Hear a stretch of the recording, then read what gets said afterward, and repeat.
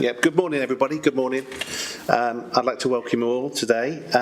We've got a whole team of people in front of us today, so it looks like it's going to be a really interesting meeting. So we'll get straight into the agenda. Have we got any apologies for absence? We've got apologies from some non-committee members, Chair, from Tudor Thomas, and a couple of members have to join us and leave at different points in the meeting, but that's fair enough. Are there any declarations of interest? No? No? Nothing online? No? Okay. So we've got the public open forum. Have we got any members of the public who've presented now? Okay, brilliant. All right, so... I think it's probably wise if we all try and introduce ourselves as elected members, and then obviously to our guests as well. So my name is Armand Watts. I'm the chair of this select committee. I'm the councillor for Thornwell and Bulwark. And Penny? Hello, I'm Councillor Penny Jones, councillor for Raglan Ward, and I'm vice chair of this committee. Thank you. Good morning, I'm Councillor Dale Rook and I represent Chepstow Castle and Latfield Ward. Good morning, I'm Councillor Mailer Howes and I represent Llanbarrick and Usk Ward. Good morning, I'm John Crook, I represent Mega, Eastern and New Ward. Steve? Good morning, everybody. I'm just observing this meeting this morning, but I'm Martin Grokett and I'm the County Councillor for Lansdowne Ward in Abergavenny, and I'm the Cabinet Member for Education, which is why I'm particularly interested in the first item. Okay, thanks. And Beth Watkins, Flying Start Manager. And I'm Sue O'Brien, I'm the Early Years Integration and Transformation Programme Lead. Brilliant. The councillors online as well. So we've got a couple of guests, but the councillors in this committee, I'd be grateful if you just introduce yourselves. No, I'm waiting for the councillors. Steve? Steve Garrett, County Councillor for Overmonnow in Monmouth. Malcolm?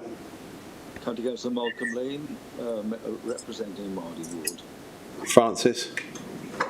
Good morning, Nicola. It's Francis Taylor from Mega West. No, thank you. Brilliant. And we've also got some other guests as well. I can see Jackie Jill, and I forgot Jill. Jill, are you there? Sorry. And Jan. Hang on. Okay. And Sue.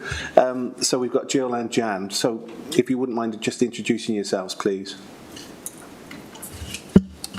No, are they gone? Right, so we've also got other councillors. We've got Jackie Strong. Morning, from Crossword in County Cork. Okay, and then we've got Sue, who's in the dark there. Sue, you look like you're in witness protection. Are you okay? All right, okay. And we've got Ian. Hi, Ian. Hi there, yes, I'm Ian Chandler. I'm the member for Llantyre Ward in Northern Monmouthshire, but I'm also the Cabinet Member for Social Care, Safeguarding Accessible Health Services. So I'm interested in some of the things that are coming up. Thank you. Okay, and then Peter. Hi, Pete Strong, representing Roggett, just observing today. Ask the others, Alistair. Yeah, okay. Alistair, would you mind introducing yourself as well, please, and everybody? Simon, is Simon there?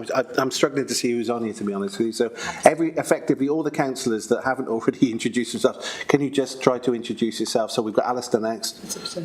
Good morning, Chair, and good morning, everybody. My name's Alistair Neal. I'm the member for Gubby and Bar, and I'm just observing today. Yeah, hi. Simon, and then Emma. Good morning, Chairman. Councillor Howarth, representing the independent group on the Council of Monmouthshire, and I'm a representative for Gill and Nettley Hill Hang Clinic. Thank you, Chair. Brilliant, okay. And then Emma? Well, just an observer today, Councillor Emma Bryn from Wishaw Ward in Monmouth. Brilliant, Borodar. Okay, so we've also, number 4 on the agenda, we've got the Early Years Integration and Transformation Pilot and Fly-In Start. So we've got the Chief Exec's team, actually, here today. So I'm going to ask the Chief Exec to introduce herself, and then obviously her team as well, if that's okay. Okay, thank you, and thank you very much for inviting myself and my team today. So I'm Nicola Bragodic, I'm the Chief Executive of Aneurin Bevan University Health Board. I've brought colleagues with me, recognising there's 3 items on the agenda, so we've brought some of those who are closer to the services, and we'll be able to hopefully answer some of your questions in more depth than I would on my own. So I'm going to hand over to Tracy first. Morning, Borodar. My name is Tracy Partridge-Wilson. I'm the Assistant Nurse Director for Aneurin Bevan with Quality Patient Safety and Experience. Good morning, my name is Chris Overs. I'm the Divisional Nurse and Family and Therapies Division in the Health Board, and I'm responsible professionally for children's services, including health visiting, which is particularly pertinent this morning. Good morning, my name is Paul Underwood. I'm the General Manager for Urgent Care Services with the Aneurin Bevan Health Board. Thank you. Good morning, Borodar. My name is Lloyd Hambridge. I'm the Divisional Director for Primary Care and Community Services. Thank you. So, have we got any, sorry, the call on the committee powder. So, I think what we'd do is effectively move straight into, have we got a presentation on the Fly and Start? Are there any updated points that the Fly and Start team want to make from last time? We'd asked some questions, and we were kind of hoping that you would come back and... Yeah, we haven't got a presentation on everything. We just wanted to update the Cabinet members in particular on the improvements that have been made. Okay, right. So can we, what do the members feel? Should we move straight into some of the updates from the questions last time? Would we like to have a recap from the officer on some of the questions that were left open for last time? Okay, so at the last meeting, which was, I think, in June, possibly, we had highlighted some issues around data collection, which was impacting on grant claims to the Welsh Government and various other issues. Since that meeting, there have been really positive changes with regards to data. So we were missing quite a lot of data. What we were getting was very often very inaccurate, and we could see a change in health visitor contacts in Fly and Start areas. So there was a merger of caseloads where health visitors were no longer dedicated Fly and Start health visitors. So the caseloads were merged with universal health visitors as well. There are still a few difficulties in that area, but that tends to be, actually on the ground with universal health visitors not understanding the importance of the Fly and Start enhanced health visiting programme and what they are meant to be offering. But alongside the data collection and the new integrated birth book, the electronic birth book that's been devised, that is making it a lot easier for health visitors, because children are now clearly able to be recognised as a Fly and Start child. So there has been a huge improvement there. And also what we can see is that from a Fly and Start point of view, I also flagged the issues and my really serious concerns around the removal of Fly and Start health visitors from the areas of highest need in Monmouthshire, in particularly North Abergavenny, where health visitors were pulled out of the only children's centre that we have and relocated in Mayndiff Court Hospital, which was a significant distance away from the area that historically the Fly and Start service is based in. The overall aim of Fly and Start is to provide those services within walking distance, and this was presenting a huge problem. But again, since that meeting, we have worked with health and one of the managers within health visiting. We have now got a health visitor presence regularly within the ACON centre, and on the occasion when it's not a health visitor, we've got a family health nurse who will actually do appointments there. It's making it a lot more accessible, and it's closer to the service that we did actually have previously. So, I would like to thank the Health Board for that, because they have had to work very hard to actually get the health visitors back in to the Acorn Centre. We are seeing a difference within our local authority early years team. They're able to communicate with the health visitor. They're able to have those informal chats. So that has been a positive change. So I'm just awaiting now the first tranche of data for term 1, which is slightly overdue, but I know that it's coming because I'm meeting with the health admin this afternoon to work through it with her. Then we'll be able to have a look whether our contacts have returned for Flying Start family to some sort of form of pre-COVID, because we still need to ensure that even though Welsh levels of care are being introduced, we've had some data from health that says that 18.5% of Monmouthshire children are covered by Flying Start. So just repeat that again. 18.5%. So it's a small part of the Monmouthshire population of 0 to 4s. But 51% of those have been assessed by a health visitor as being a level 1 or 2, which means that they would be classed as universal using the old terminology. That doesn't seem as high as we would expect, and what we have been told anecdotally by our team who are actually working in those Flying Start areas. But when you look at sort of other alternative data from health, it shows that the highest need is still in the Flying Start areas, but yet only 51% are being assessed as a level 1 or 2. So there seems to be a clash there, so there's definitely some work needing to be done. Through the early years transformation, which Sue will update you on shortly, which is probably where we're having the most difficulty now at the moment still with regards to engagement from health. We've received through our 0 to 7 panel, which is within the local authority, so these are families outside Flying Start areas that we are meeting the needs of, 241 referrals across the entire local authority, regardless of where families live. That is a lot for a very, very small team, considering our team is based on our funding allocation of Flying Start and part of Families First. So, and out of those, 85% are 0 to 5s. So the health visitors are referring very, very, very swiftly to our 0 to 7 panel. Our concern now is that with the changes in health visiting now and the intensive work understandably being put into the 3, 4s and 5s on the Welsh levels of care, actually we are getting more work into the local authority, and there's going to come a time that worries me that actually we're not going to be able to meet that need either. So we are picking up a lot of the child development work is being done within the local authority and carried out. At the moment it's achievable, but we are still funding Flying Start health visitors at a ratio of 110 children per health visitor. So I'm just unsure at the moment how that is going to work, and especially with regards to skill mix as well within health. Can I just ask on that particular point, what is the acceptable ratio of support worker to child? There's no set ratio from the skill mix point of view, but for the health visitor, what we actually fund for Flying Start is 1 health visitor for every 110 Flying Start children. Okay.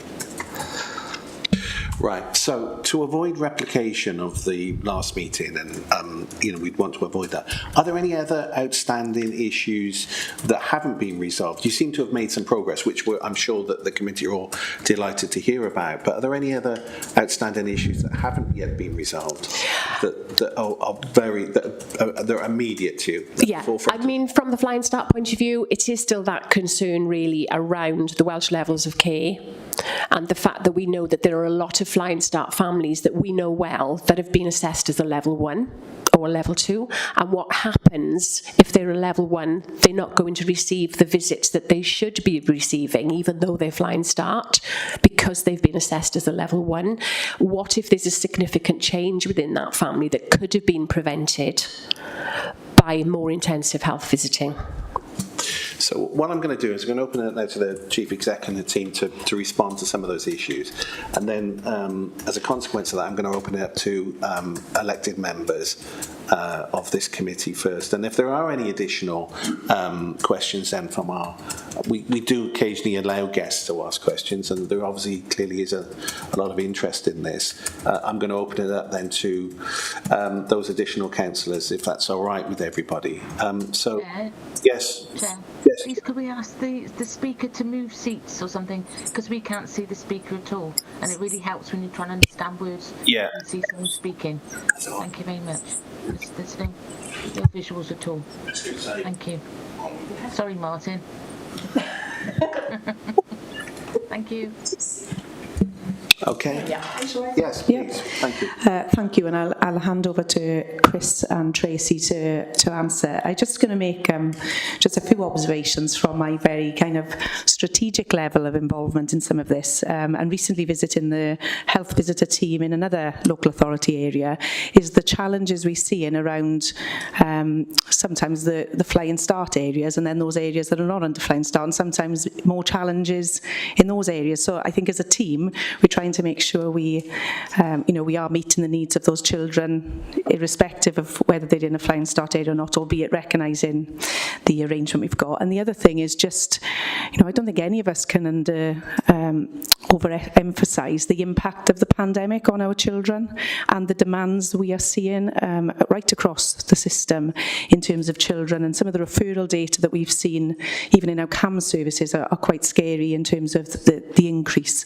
So I think, just recognising that challenge that places on some of the health visiting. And again, you'll be aware of this, it is an area where we challenged in terms of recruitment.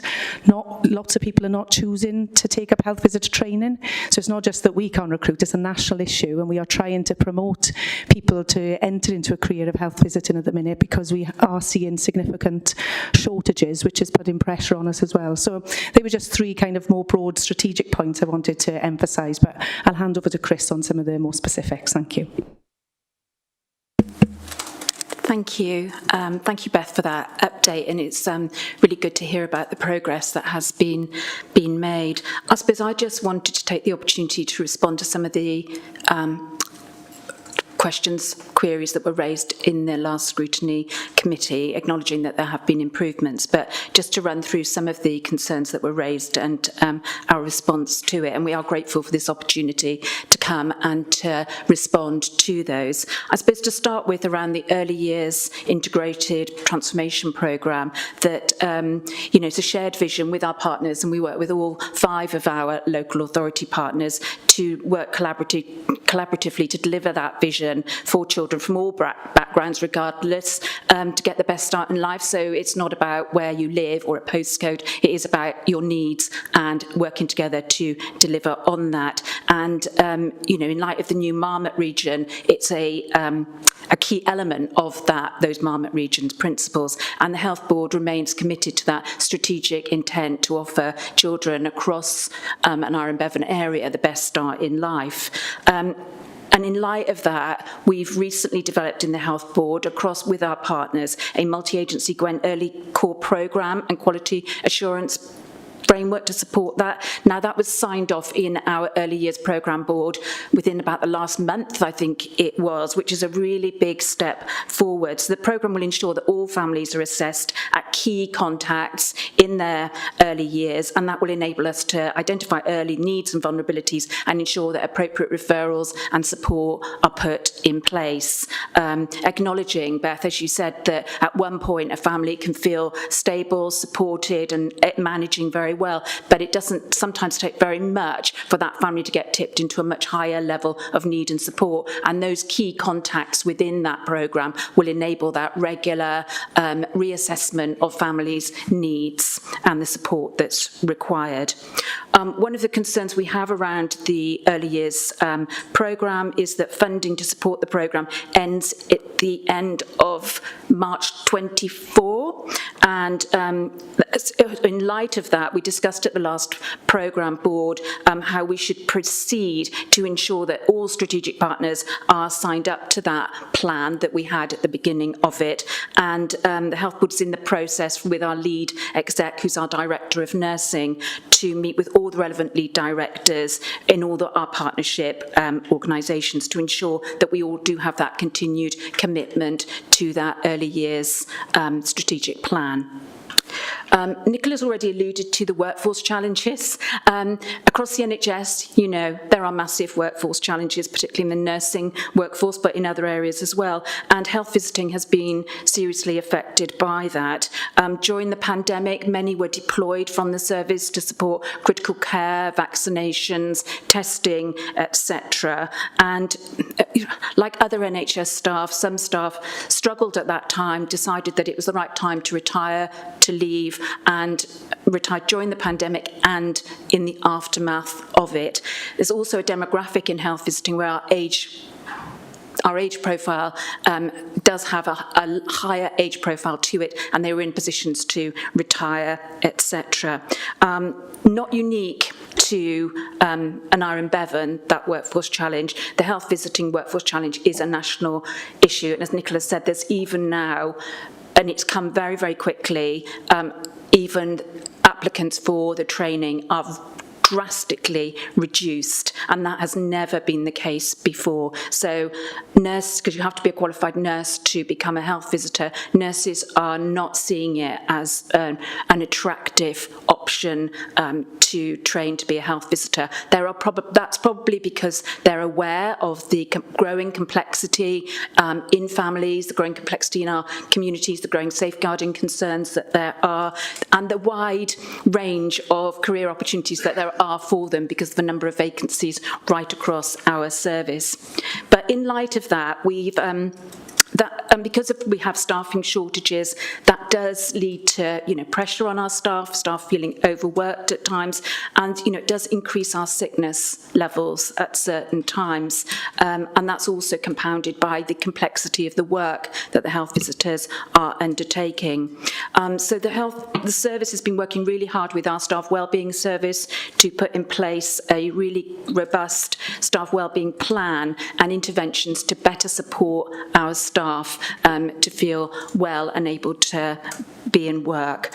We've also developed a recruitment strategy specific to health visiting to really actively recruit health visitors, registered nurses and nursery nurses into the service, but we acknowledge that recruiting qualified health visitors is a challenge at the moment and is going to be a challenge for some time to come. In relation to the merging and integration of the Flying Start and generic caseloads that you've already mentioned, Beth, that action started probably about 18 months, could be 2 years ago, as part of the early years plan to bring the caseloads together, to bring the two services, because they were very, very discrete services, but to bring those together to provide more equity and to support some of those workforce challenges that we've talked about, the vacancies, etc., that we had. So caseload management would now be based on capacity and need rather than just specifically on the postcode where families lived. The caseloads would be more balanced because health visitors were saying that working solely with a Flying Start caseload was very challenging, it was full of complexity, it was very difficult, and that had an impact on their own well-being and led to staff actually leaving those posts and vacating them because they just felt that it was pretty relentless, the nature of the work that they were undertaking, and they wanted to come together with colleagues to work more closely and support each other through those workforce challenges. The Flying Start children were allocated to every health visitor in the team, but the service should have been aware that there were Flying Start specific contacts that needed to continue. And probably at times during the process of merging the caseloads, there was confusion around the continuation and the future of Flying Start as a programme, and somehow some staff believed the programme had ended, that this merging was an end to Flying Start. Now we've had to do quite a lot of of work to undo that misunderstanding with staff, and that's been addressed with all staff and with all managers to make it really clear. Flying Start has not ended. It's a Welsh Government programme. It continues. It is fully supported by the Health Board, and there are key contacts within that need to be achieved and done. And we apologise for any confusion that there was around that. You've mentioned the Acorns. Somewhere, our staff were struggling in Acorns to be there. There were vacancies, there was sickness, there were issues. They wanted more support from their colleagues. They felt isolated and unsupported. So a decision was made to move their office accommodation, and only their office accommodation, to Mayndiff Court so they could be with colleagues and supported by them. In that move, it feels like the health visiting presence, as you described it, somewhere disappeared, and that you did highlight that at the last Scrutiny Committee, and I know, and you mentioned that since then that presence, those clinics, those drop-ins, that availability of the service has been resumed and is now up and going, so I'm really glad to hear that. I think previously there were concerns about that families didn't know who their named health visitor was, and we acknowledge that due to some of those workforce challenges that we've described, that integration of the caseloads, that in that process families may have been unsure who their health visitor was at that time. Obviously that work is now completed, the integration work is done, the workforce is more settled, there are less challenges within it, so we would hope some of those uncertainties by families may be resolved. Also, in November 2022, we brought into place a single point of access number, so a number given to all families that they could access for support and advice in relation to their child, and if they wanted to speak to a health visitor. So if they had any uncertainty, they've used that number, and it's been very well used, that line, for support and advice. So we hope those problems about not knowing who their named health visitor is are resolving. But we will continue to monitor that concern, and if any issues do arise, do let us know. You've mentioned Flying Start data collection, and just to say that and there was an issue about it being paper-based data collection, which it largely was and continues to be to some extent. But whilst we're awaiting WCCIS, which is sort of the strategic direction for a digital platform for community services, we have developed, what you mentioned it, the Integrated Birth Book, which is a digital platform to collect data and provide reports on. It's quite trailblazing across Wales. There's nowhere else that's got anything like it. We're very grateful to have had a manager in the service who's really skilled at developing platforms like this, and he's done a great job.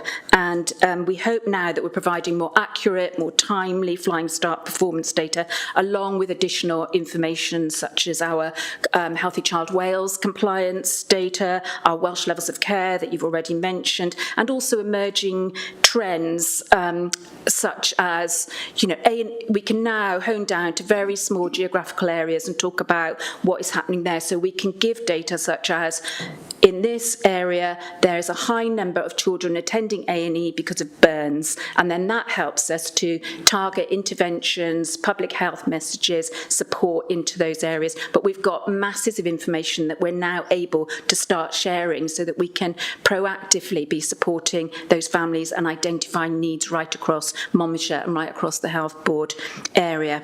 And I know that we've been sharing that information, I think, in monthly meetings with yourselves. The platform is unique to Wales and has the ability to support day-to-day delivery, but also the planning for long-term and service development. Just want to mention about partnership working arrangements and information sharing, because I think there were some queries raised at the last meeting around that. So just to start by saying the Health Board Board and the Health Visiting Service are committed to working with our local authority partners to supporting families in a joined-up, coordinated way, and we want to do that to reduce duplication and focus on what matters to families. And to support proportionate information sharing with our partners, we've been leading on, the Health Board's been leading on the development of a Gwen Early Years Integrated Transformation Programme, the development of an interagency information sharing agreement, a WASPI information sharing protocol. God, that was a mouthful. This has now been agreed by the WASPI panel, which is really positive, and it's just now awaiting sign-off by the local execs in local authorities. And it's thought that this is the first early years information sharing agreement in Wales, so we feel really positive about that piece of work.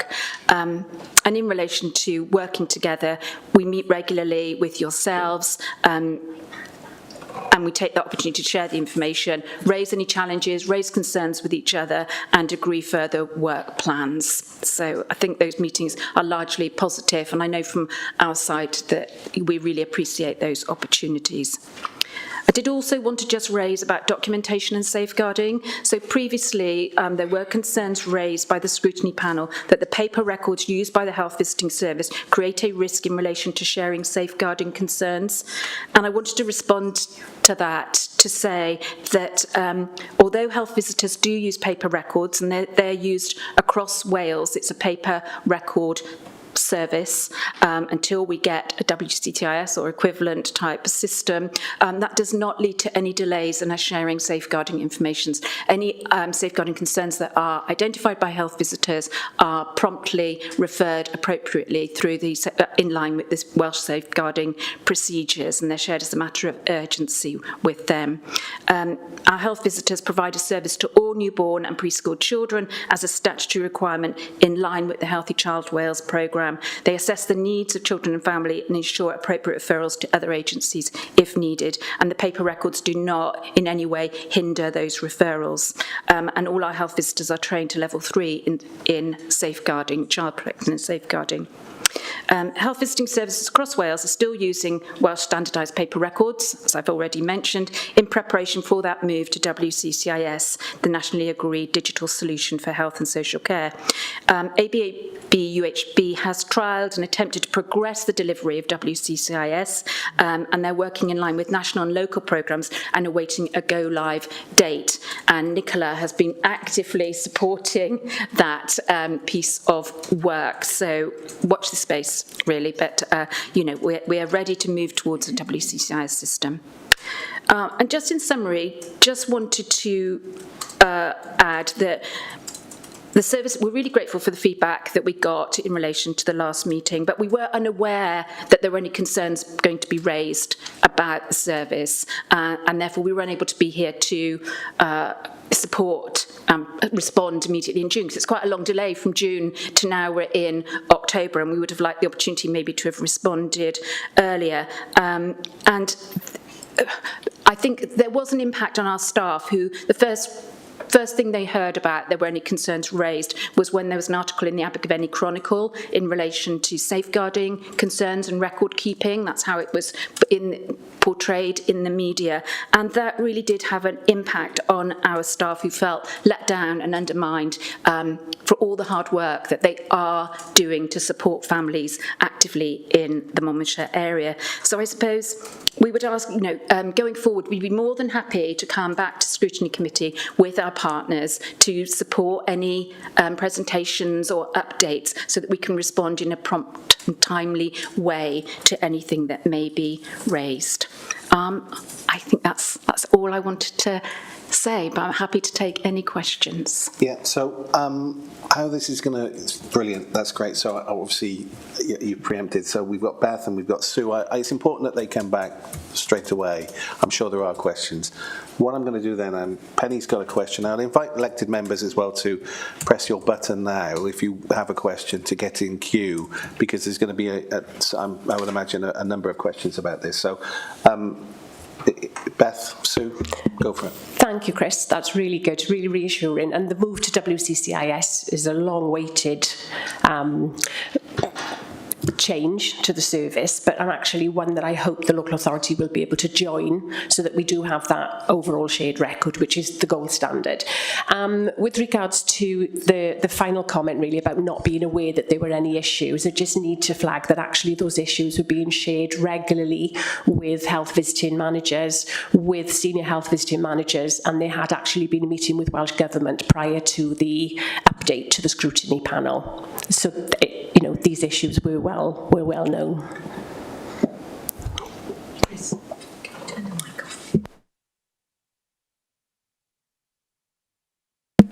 Could I just raise, as far as the EYITP is concerned, we really welcome especially the ISP, because that the information sharing protocol, because that is going to move things forward enormously. And 18 months ago, people were saying we couldn't do it, but we've done it. So, or it's in the process of being done, which is really, really encouraging. But I would make a plea to the Health Board to remember that while we are extremely keen to be part of the regional working group, and we recognise the strengths of being that regional working group, just to remember, and you might say, I would say this, wouldn't I, that Monmouthshire is slightly different to the other local authorities. For example, we are beginning at the beginning and working with antenatal sessions and information groups. When I work in Newport, it's really easy. We put one information session in the middle of the city and everybody goes to the riverfront, and it's really good. In Monmouthshire, we can't do that. We've got to put on 3 different sessions so that all parents have the opportunity to access those sessions equally. And I would make a plea that you remember that those sort of concerns, especially with the rurality that we have in Monmouthshire, that it's really important that we address those issues a little bit differently. Thank you. Thank you. I'm just aware that there are 2 members, or certainly Jan's lost camera function, and I know Sue is basically, she's got technical issues as well, so she's effectively dropped out the issue at the meeting even. Yeah, so we will keep an eye on that. Chris, would you like to just come back on those points, really? In relation to rurality, I suppose that's the great bit about those local meetings, isn't it? That we can talk about what are the challenges locally and that data that we can provide in relation to that, so that we can develop services that are flexible to the needs of families. So, yeah, really, really happy to carry on that conversation. And if we can be supporting that with any data that we've got around that, then yeah, that's no problem. Thank you. So we've got Penny up next. Penny's got a question. Yeah, it's not more of a comment really, but we've really, sorry, for those of you who can't see, I'm Penny Jones. Really, we welcome the positive outcome from this, because it's certainly come a long way since our meeting in June, and that's so good to see. The irony is, when I was, just as an aside, when I was nursing many moons ago, health visiting was the most popular job, and they had to stop courses for a year or more because they were oversubscribed. How times change. So what I really wanted to say was, I've completely forgotten now. I've completely forgotten what I was going to say. Yeah, no, wait, let me just have a look. Oh yes, I was going to say, but Beth, I think it was you who said that health visitors needed a better understanding of the systems, etc. I wonder if this comes down to basic training of health visitors, whether it incorporates all the changes that have been made recently, and whether that can be brought in. I don't know. Yeah, we have, what we did do, actually, we have had more of an informal session with health visitors, with the whole of the local authority team and the health visitors in Monmouthshire together. It was really, really beneficial. And everyone was very, very engaged. It happened at Mayndiff Court. the health visitors who weren't familiar with the Flying Start team, the local authority team, were able to meet some members of staff for the first time. And I think sometimes it is that face-to-face communication that's really, really beneficial to share those aims. But again, with regards to sort of with the early years integration work, it's still quite problematic because of the issues that Chris has said, actually ensuring that health visitors are fully engaged with the What Matters training, the What Matters, using the What Matters approach, and almost the buying to actually, you know, to attend, take some time to actually attend some of the events like the antenatal event, etc.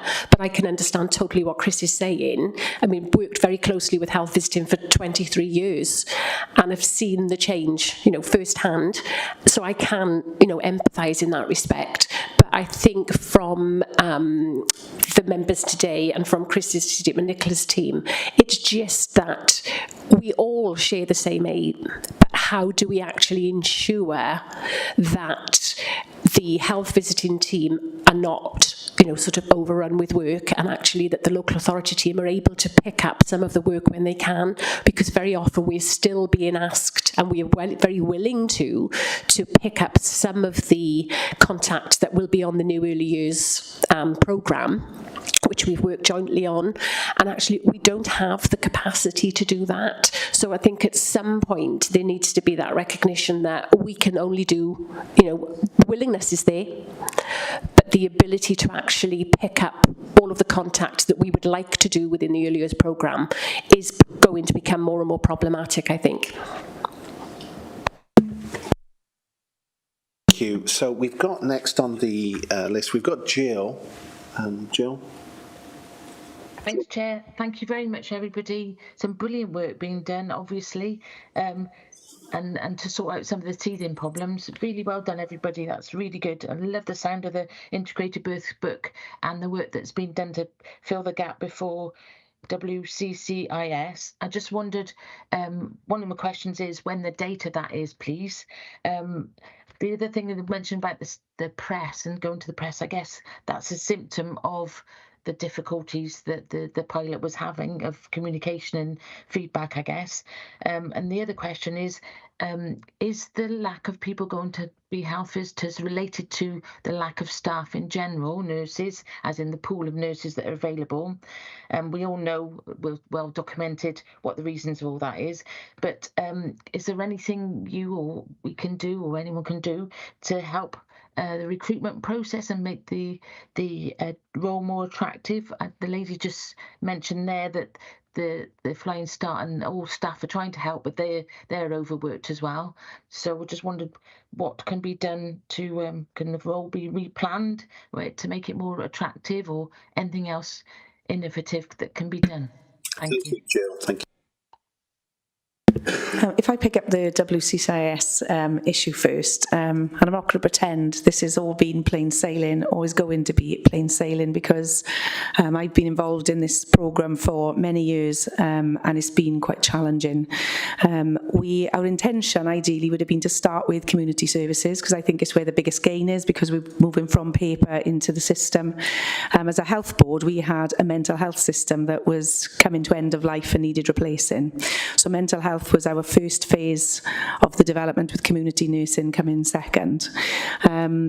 There's been a number of issues as part of the national programme, and with ourselves, we've got the most users in any other health board in Wales in terms of using WCCIS now in mental health. We went live last year, and last August, I think, and we've had a number of operational issues since we've implemented our system in mental health, with reporting. Some of those reporting delays, which we've now resolved, and we've still got issues around electronic referrals we're trying to implement to make sure this works efficiently for our mental health services. I recently, as I mentioned, visited a health visiting team who are crying out for this system and have piloted it, and I think there are some real quick wins for this system. So we are looking at how we could run this in parallel to the work we do in terms of finishing the mental health pilot. at a national level, there is potentially a change of direction around this system, and potentially for health boards that are not in the same place as we are, maybe looking at alternatives.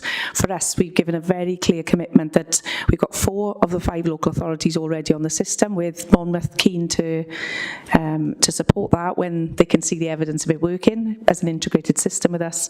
And we're in a contract with the supplier until 2029. So we are absolutely committed to making this work, and we are working with the supplier to ensure they give the commitment that we need to get the system working for us. So we are absolutely want to have a line of sight. There isn't a set date I can give you because it is in the context of what I just described. But following my recent visit, I have got a new digital director who I've asked to prioritise to look at, can we do something quickly with health visiting, given I think the benefit we could see quite quickly with this, and particularly that integration with the local authorities. So absolute commitment, but it is in a very complex national and supplier context. So it's 2024 at least, I guess. Yes.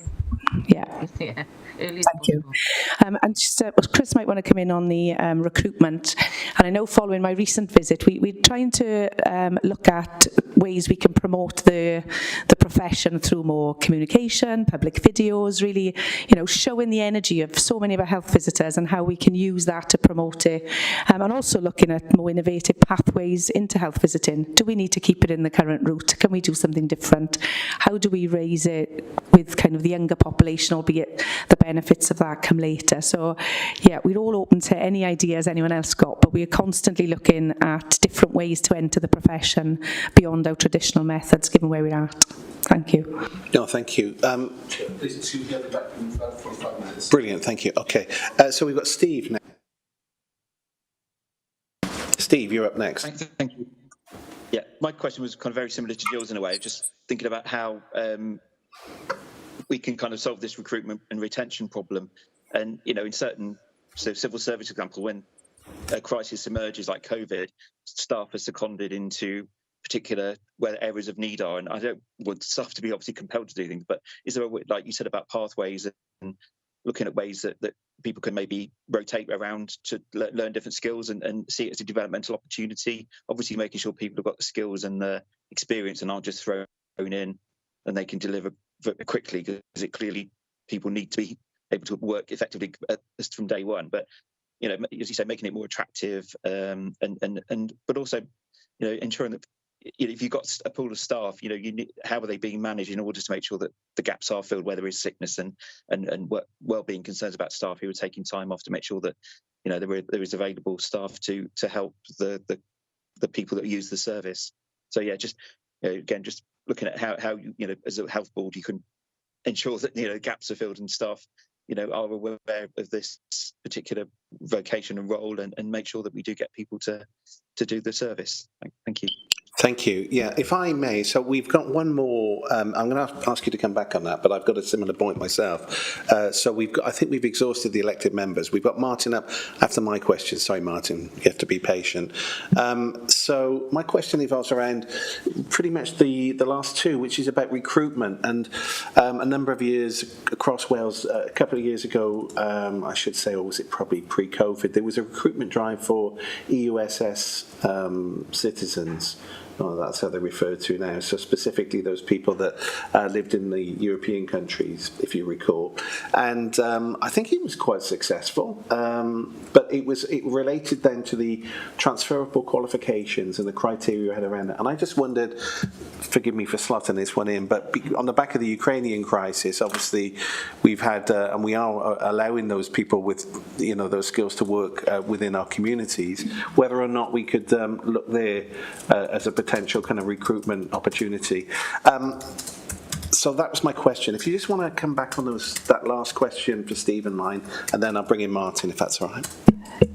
Thank you. Yeah, I think they're both really about recruitment and concerns about how we do that. And we're open to all creative ideas and suggestions. The nature of health visiting is you do have to be a qualified registered nurse to undertake health visitor training, and then it's a 1-year postgrad degree, either full-time or 2-year part-time. It's quite a lengthy period of training. It is a very unique role in the UK.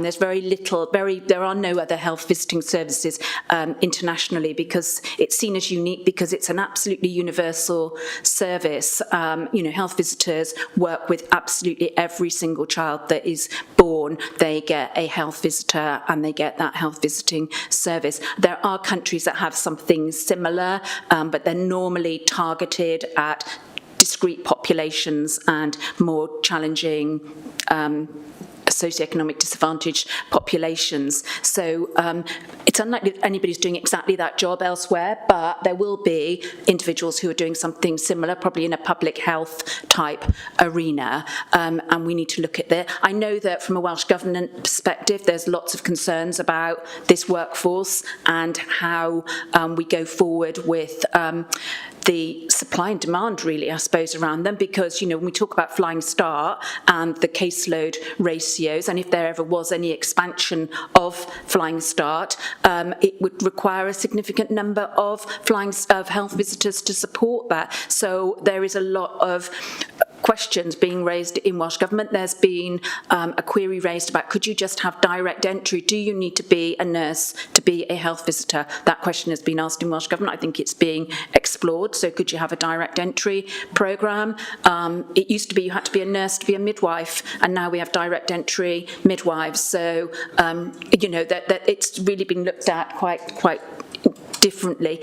I mean, from Monmouthshire, you are got a slight advantage in that you border England, and the English health visiting service model and programme is very, very different to the Welsh model. I think Wales and how we do deliver still a universal service, our Flying Start, our early years, our investment into those programmes, and our commitment to early years and the value of health visiting makes us quite an attractive place to come.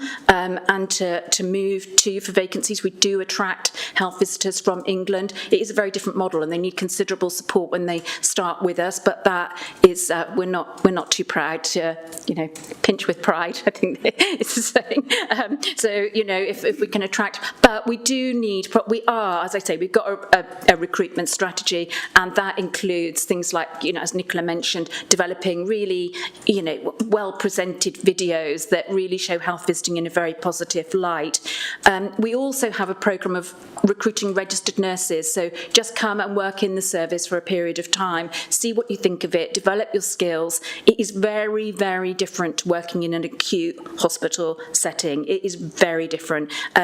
Does it appeal to you? And then we will support you onto the degree programme and support you to come through. We support part-time programmes, so where nurses feel that full year academic demand of that, because it's a master's programme, it is very academically demanding. They can do that over a 2-year period, and they work with us part-time as registered nurses and part-time as students. So we try to be as flexible and creative as we can, but we are always open to suggestions and ideas to review it and I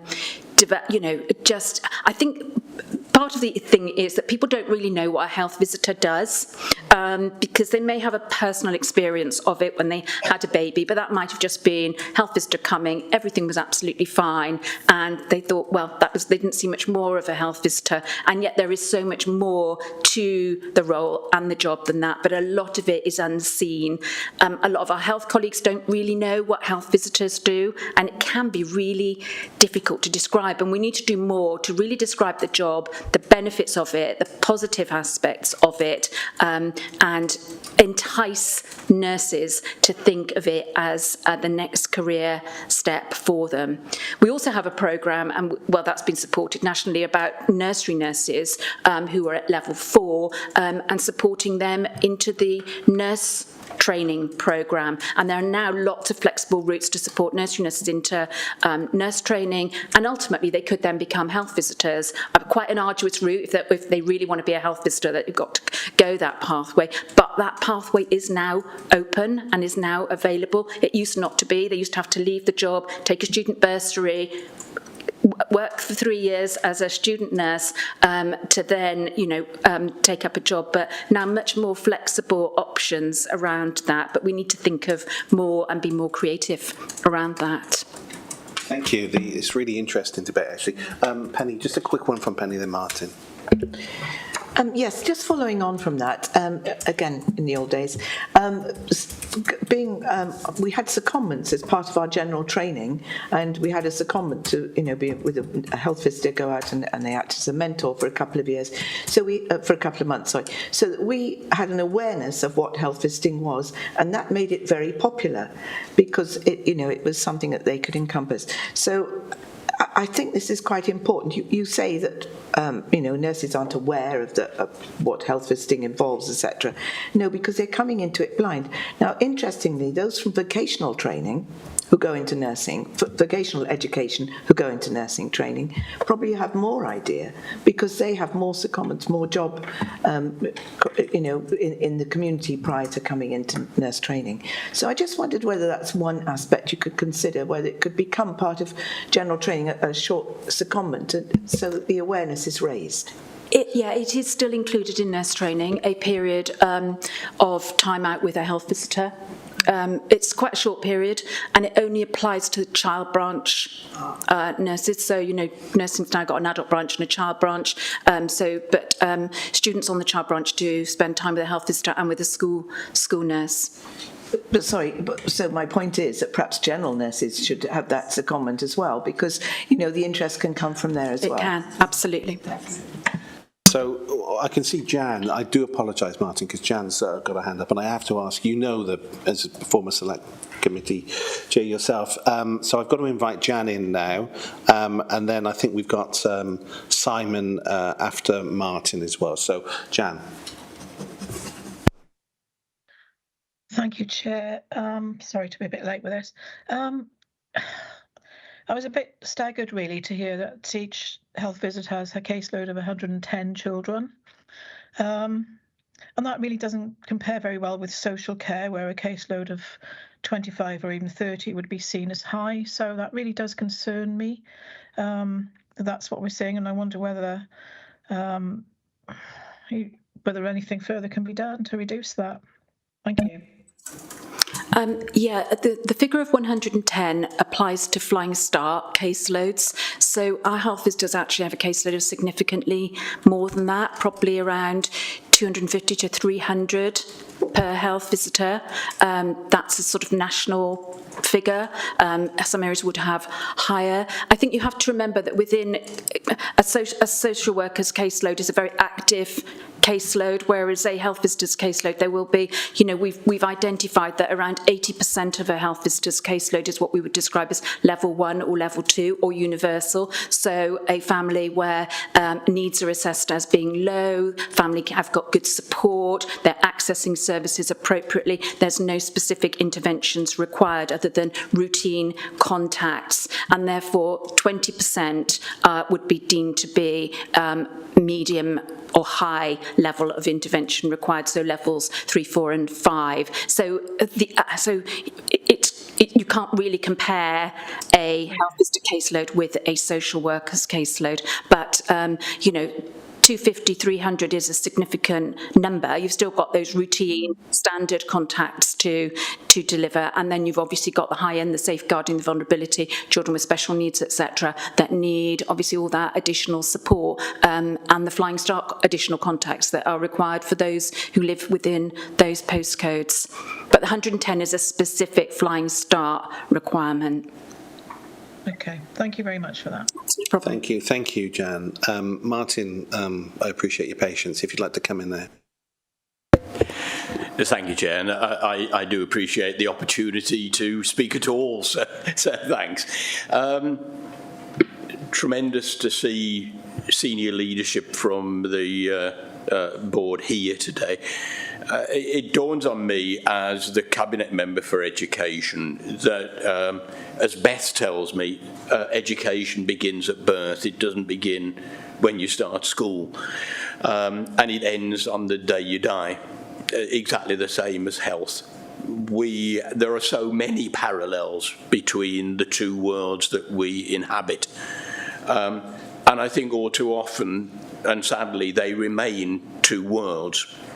I've spent most of my life actually working in education, and way back in the 1980s, wrote a dissertation following the Warnock report on children with what we now call additional learning needs. At that time, we used to talk about children who were, mentally subnormal, and we used to say that those children were the responsibility for education with the health service. We didn't even get them in the education world.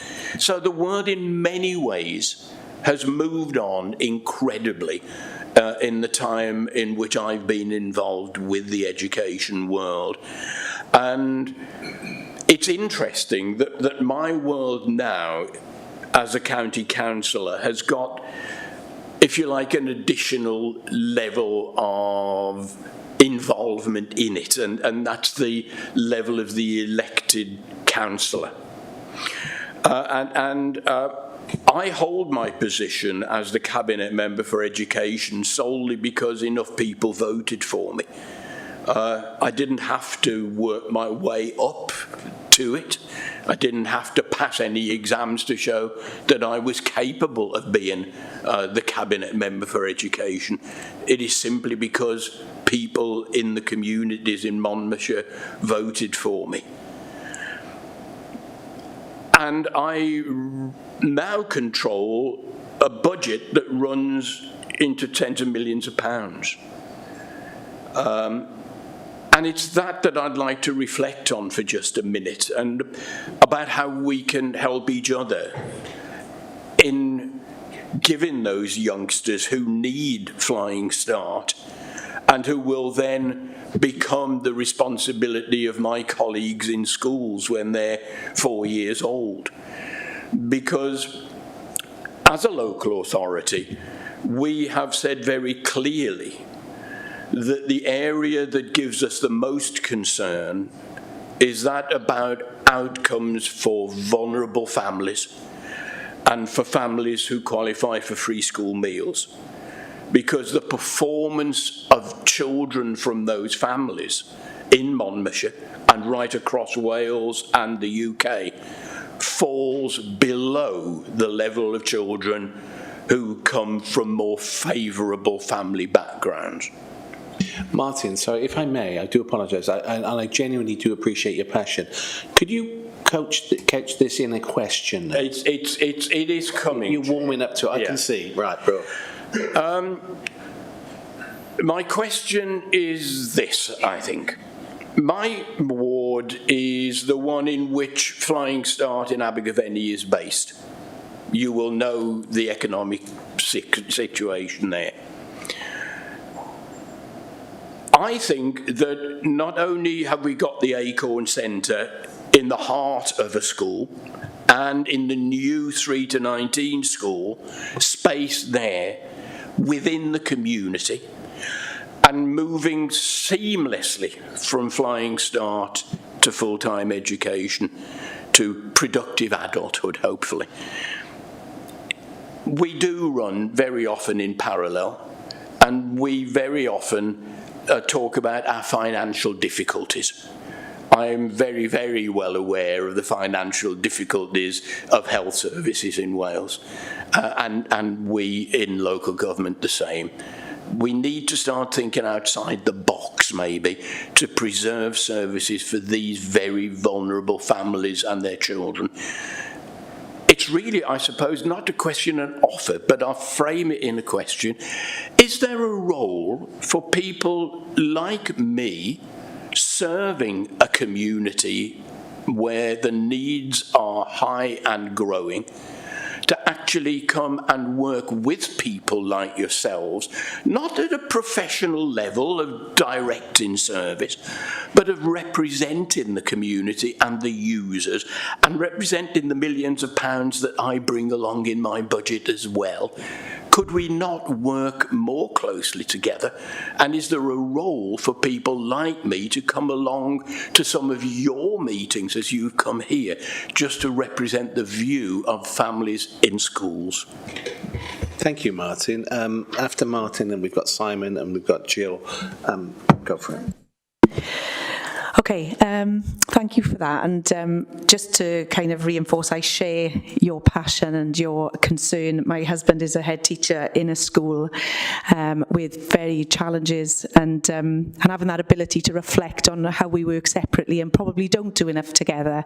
I'm absolutely on the same page. And we've recently had some very fruitful discussions as chief execs of local authorities with myself, the police, the fire service, in that kind of public service board space, to say, what are we really going to do together that's going to really try to change the tide here? And, whilst we come in together and we very much work on a strategic level, let's turn this into some actions on some key priorities.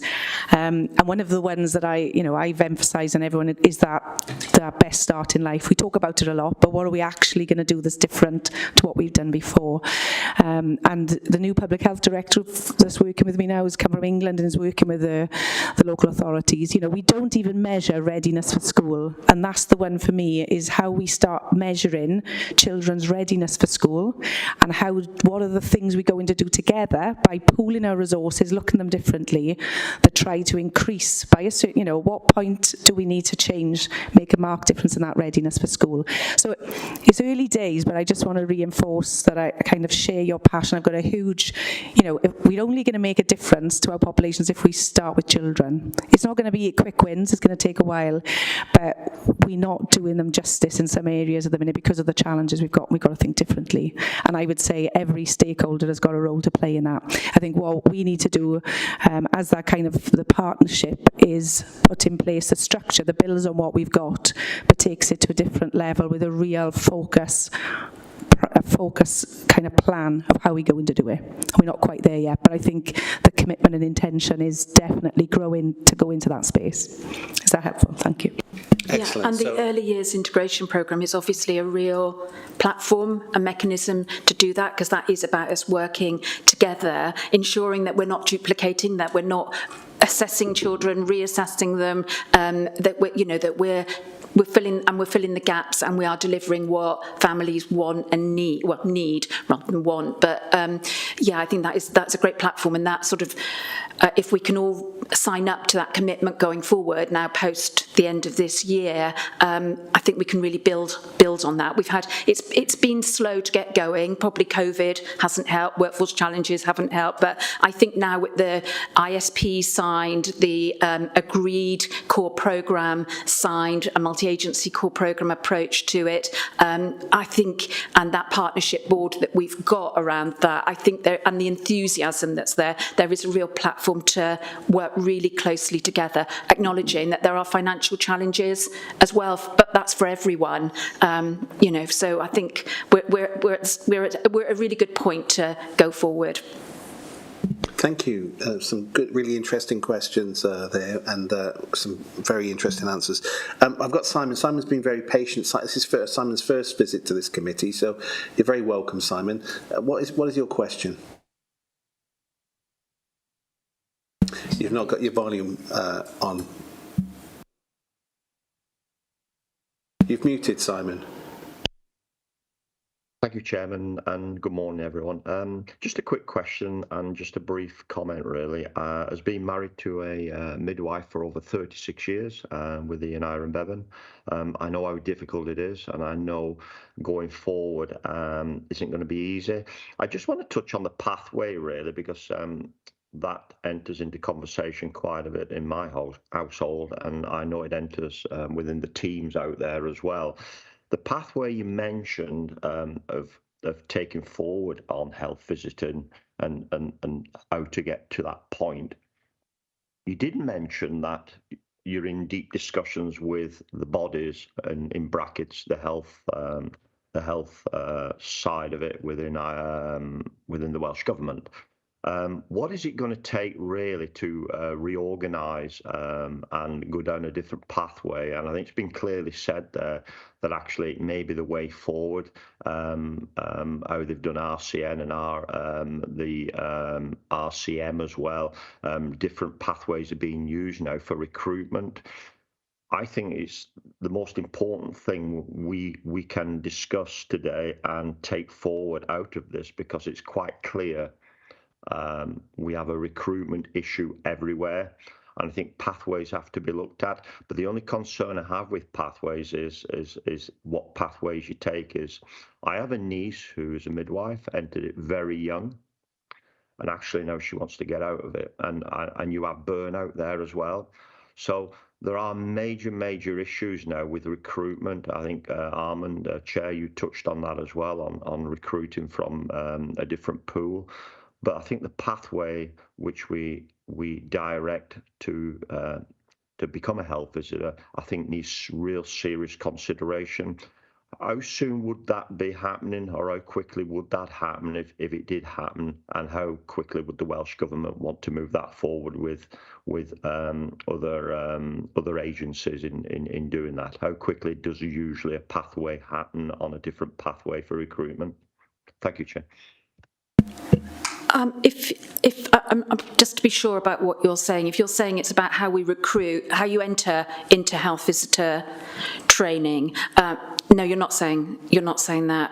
So sorry, could you just clarify? So the pathways that qualified registered health visitors and registered nurses and health visitors, registered nurses and midwives can undertake the postgrad programme to be a health visitor. That's the only route of entry. That is the pathway to be a health visitor. There is no pathway to directly enter a degree programme to be a health visitor without having first been a nurse or a midwife. So are you saying about that third pathway, that option, how quickly could that come into effect, how you can become a registered health visitor without becoming a nurse or a midwife first?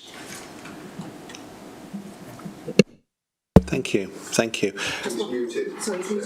I'm just not certain. What I'm trying to say, Chairman, is the statement was made that actually to enter the pathway and go through the system, whether you're a registered midwife or registered nurses, you had to go down the lines of the degree side of it and going through all that process. But you did state there you're having deep discussions actually in trying to amend that on bringing probably recruitment a lot quicker forward and giving the enticement for people to come forward so they don't need to go through that pathway. Am I right in saying that? Because you said you're in discussions with the Welsh Government in altering the pathway and making it quite easy to do that. Things have changed as well. Yeah, I mean, don't get me wrong. The pathway that you're saying there could change to recruit quite quickly, because there's a major issue with a lot of recruitments and getting people, and it's taking too long really to bring them through.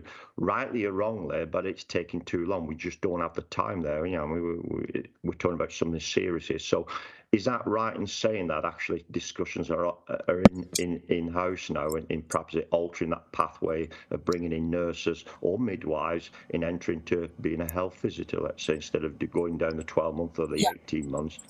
Okay, I would say that those questions have been raised. I don't know at Welsh Government level how serious those discussions are or what progress is being made along them, but I suppose Welsh Government acknowledges that it's got a challenge here around this workforce and how does it address it, and I'm sure that would be one of the areas that it would definitely be looking at, but I cannot comment on how serious those discussions and how formalised they are. Obviously, it's about registration with our professional body, so they have a lot of control and would, around registration onto the NMC register where nurses and midwives are registered, and where we register as health visitors then as a post-registration qualification. So that it probably is quite a lengthy process, is what I'm saying, but I'm not absolutely sure. I don't know if Tracy, have you got anything further to say? No, I think at the moment, as Chris talked about earlier on, about sort of the pathways, but it is something that we can absolutely link in with our Welsh Government colleagues again, because again those conversations are happening, but as a time frame we're not aware at the moment, but that's something that we can take back and bring back. So if I may, I mean, I think Simon's raised a really interesting point. He finally got there, and I had that in that question in the back of my mind. Is it possible then, take into account the time frame that you've just mentioned, that you could go back and try and eke out a little bit more information from them, and maybe write back to me or this committee, really, or I know you love coming here, so come again and share that information with us. Is that okay? No problem. Yeah, Lovely. we can try that. If I could just add to that, there's also Health Education Improvement Wales, HIW, are in the process of consulting on a primary care workforce plan, and I just wondered if there's an opportunity. I'm not sure if health visiting is in the scope of that, but we can absolutely feed into that as well as in terms of these, if they're not already in there. I'll double check. Thank you. Yeah, thank you. Are you happy with that, Simon? Yeah? Yeah, super. It's the only way we're going to is try and move this forward by having more health visitors. If not, it even gets worse. Thank you, Chair. Right, so because we're really running out of time now, and so I'm quite a disciplined chair. There are two questions now that are being presented to us, or two. I've got Jill and I've got Dale, but these are after the opportunities that other elected members who've come to this meeting have had. So the normal discipline is that you get to go first, and then I appreciate in time then there's new information that comes before you. So because I'm in a generous mood, I'm going to allow Jill to come in as long as it's a question. And then, as long as it's a short question, and then Dale, as long as it's a quick, pertinent question. Okay. Oh, you're right. I'm fine, Chair. Somebody else asked my question. Thank you, Chair. I'm sorry I've disappeared. I don't know where I've gone. All you can see is Caldecott Castle at the moment, but I've gone somewhere. So following on from what Martin has said, and the speaker, I'm sorry, was it Beth or Chris? I don't know. As a psychotherapist, I understand that health and well-being starts in the womb. So I want to ask her about a possible preventative opportunity. Is it possible to discuss inclusion of the attachment theory awareness for new parents, caregivers, and in education relationships scenarios, the sessions, 16 plus, because that could help possibly reduce the effect of child's needs not being met by the caregiver in early years before it's too late and prevent. Because I've asked recent mothers, and there's no information about attachment theory shared, and we have the proof. In prisons, we have people. So I know that I'm not going to allow this meeting to go down the whole debate about attachment theory, because it's quite a complex and lengthy subject. No. Just can it be included? Yeah. Can I just comment? So part of the early years core programme is about antenatal contact and groups and series of sessions for expectant parents to attend. And although it may not be called attachment theory, that is certainly underpins all of the approach that we take in an antenatal approach, both in those classes and throughout our midwifery antenatal services. Okay, thank you. Can I just add briefly as well that that's something that we've worked on for many years with health visiting. So all of the local authority staff who are delivering the antenatal programmes are all, highly trained in attachment and infant observation and various other techniques. So that's something that we have got as one of our main priorities between health visiting and local authority. Okay, thank you. So long as parents know then, thank you. Thank you all. Look, thank you all for the really interesting questions. Thank you all for the members for attending for this specific trench of questions. Obviously, the Health Board a year for hopefully not hours. You'll be relieved to know. And I'm going to bring in assure them I'm going to bring in a comfort break. But I just want to say thank you to Beth and Sue. Really, especially big thanks, because we would have never have known these issues existed unless you came along. Now, sometimes we invite witnesses here and they don't necessarily want to come, but you were very keen to come out, and I think consequently, because of the debate that we've had in this chamber prior, things have got have started to happen, haven't they, really? We've made progress, really, and I think in essence that really is what we're trying to facilitate as elected members on this committee anyway. So look, thank you very much again for coming along, and I'm going to wrap it up. Is there anything else you'd like to add? No? Brilliant. Okay, so I'll see everybody back here in 5 minutes from now, if that's okay. Yeah?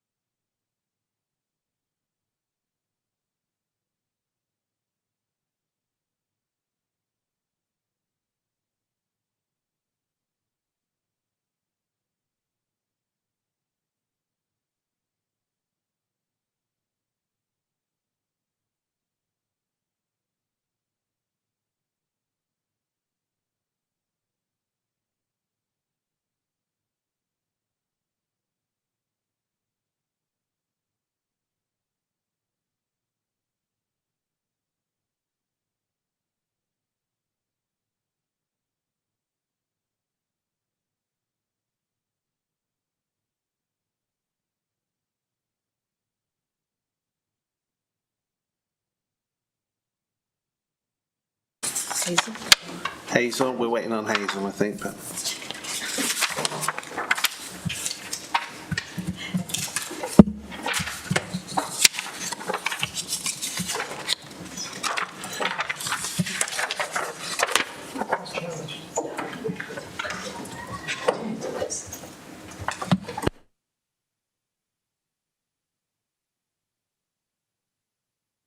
okay, so we're back into the meeting. So I'm not prepared to really wait any longer because we've got a fairly lengthy meeting. Right, so next on there we've got number 5 on the agenda, which is dentistry services, including those for young people. Have we got... did you want to make some kind of opening comments about that service before we invite questions? So we wasn't clear specifically what you wanted to raise. So Lloyd can give a very high-level overview, if that's helpful, just in terms of where we're at with our general dental services, and then leave as much time for questions, if that's perfect. Yeah. A good plan. Lloyd, Thank yeah. you. Thanks. Yeah. Lloyd. Okay, thank you. So just to sort of clarify really, so dental services are commissioned services within our health board all across Wales. So the health board currently commissions 80 dental practices across the whole of the health board, and particularly for Monmouthshire there's 13 NHS dental contracts that are commissioned. In terms of the current position of dentistry, access has been severely impacted by the COVID-19 pandemic, and that's predominantly around the infection prevention and control requirements that were associated with the dental practices, as most of the procedures were classed as aerosol generating activities and thus required significant time periods between treatments to minimise the impact as much as possible on the spread of COVID-19. So unfortunately that has resulted in a backlog of patients that need dental care and treatment, and we've been working quite closely then with our dental practices to try and improve that services that are available, including the quality and equity of access that have been available as well. This has also been sort of unfortunately backed with the demand for urgent dental care for those who are without a regular dentist actually doubled during the pandemic. So we've had that challenge, and on top of the similar topic as we talked in the previous section around workforce challenges and sustainability challenges, unfortunately that is also present within the dental services. Now that said, our dental practices are undertaking a significant amount of work across the whole of the health board.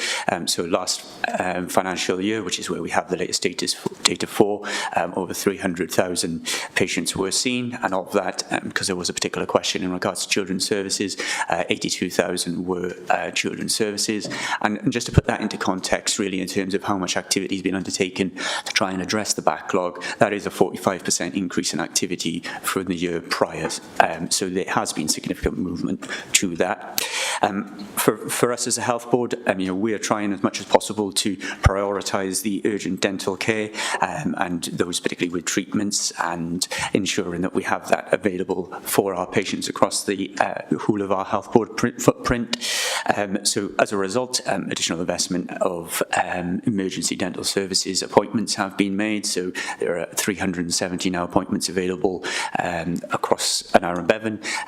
It's interesting that we do have a underutilisation at present, so around about 26% of those aren't fully utilised at the moment, and we're undertaking work to try and address that, ensure that we have and understand the reasons for that. What we have put in place already is mechanisms to ensure that our out of hours, our NHS 111 services do link into the dental service as well as our dental helpline. So that means that we can improve the pathways that allow our patients to flow through and into the system.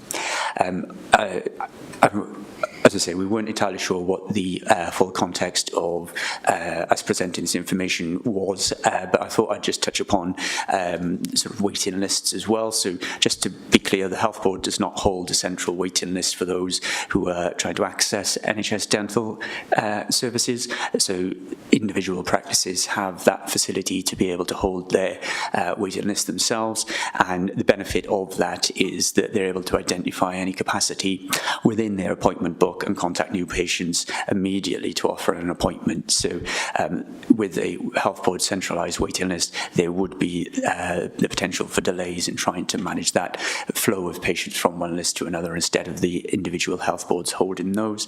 But you may or may not be aware that there was a recent inquiry into dentistry with the Health and Social Care Committee. One of the recommendations from that was that Welsh Government should be exploring the options of a centralised waiting list across Wales. So we are still linking in with our Welsh Government colleagues in relation to that. I would just like to note as well that the NHS dental contract was really being delivered through regulations that have been in place since 2006. So across the whole of Wales, all of the health boards have raised that we need to be reviewing this to make sure and that the units of dental activity, which is what that contractual agreement was, is sort of updated and reviewed. And this has been recognised with Welsh Government, so they have undertaken a significant piece of work of contractual reform. So we are now in the second year of that contractual reform, which allows contract variation, so an expanded programme of support for dental primary care activity. And this is really trying to focus as well onto more of a preventative focus approach that is more needs-led, so avoiding interval frequent checkups for those who are not in need, but more of a focus in terms of NHS provision for those who are in the greatest need. In terms of outside of general dental services then, just to note that we do also have a national programme that operates for children, so that is called the Design to Smile programme. So the Design to Smile programme really is about improving oral health of young children in Wales.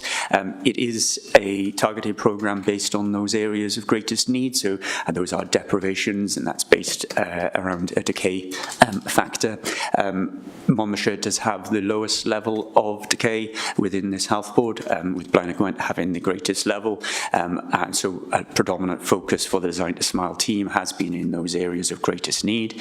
However, we have a programme which is a tooth brushing programme, which effectively drives the importance of dental care within schools and nursery settings, and within Monmouthshire 30 settings currently have been contacted, and there are 749 eligible children, of which 70% have been consented into undertaking that work. So we are focusing in those areas within Monmouthshire that have the greatest need in addition to that as well.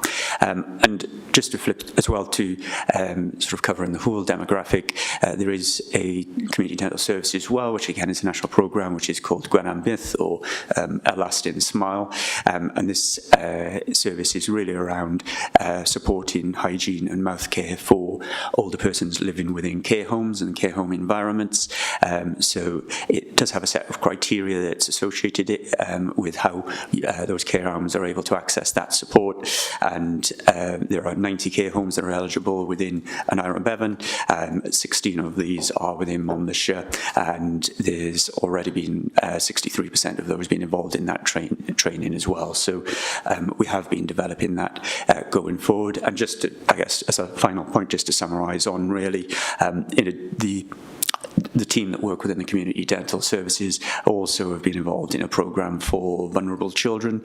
So this is around regular training sessions for parent groups, and just to, again, a Monmouthshire focus really is that there's a Sparkle group that's based out of Neville Hall, which that service is provided to as well. Yeah, brilliant, thank you. That's a fairly comprehensive breakdown. I see you couldn't help but notice you've made lots of notes there. And I just wondered really, there's a lot of information in there. I wondered at some point whether or not you could share some of that really with the committee.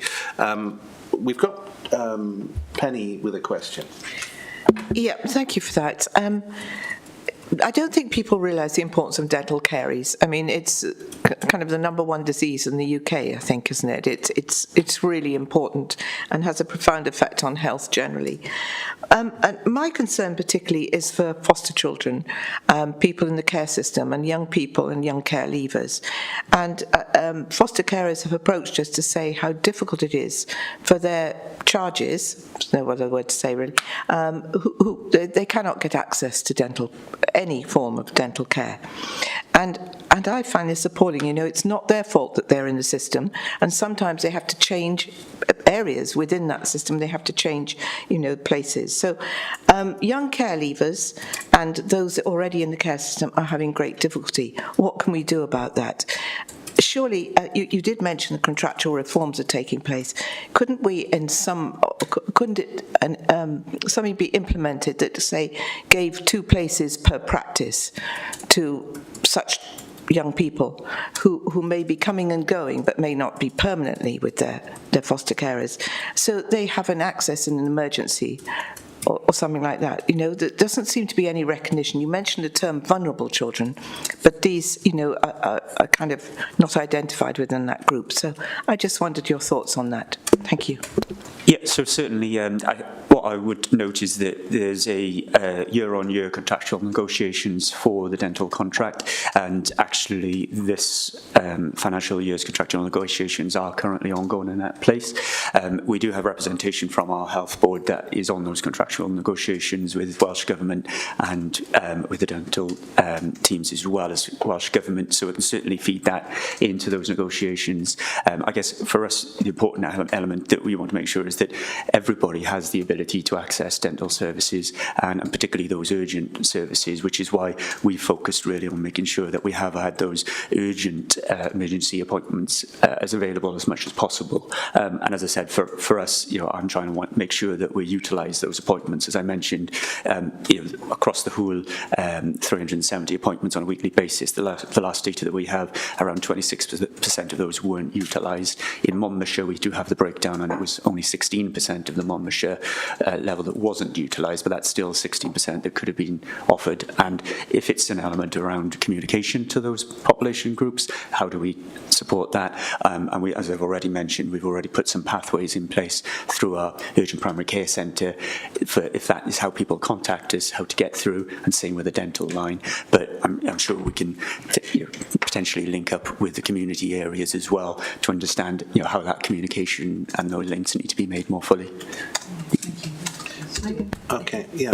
Sorry, thanks, Penny. I think it's just be useful if, obviously everything Lloyd said, we want to make sure everyone can access it, but if you've got specific examples of children in foster care that can't access it, if you could share that, we could look into what those specific issues are. Thank you. So, okay, thank you. Jan, I know you had a question. No? Jill, let's see. Jill, Jan, either of you? Yes.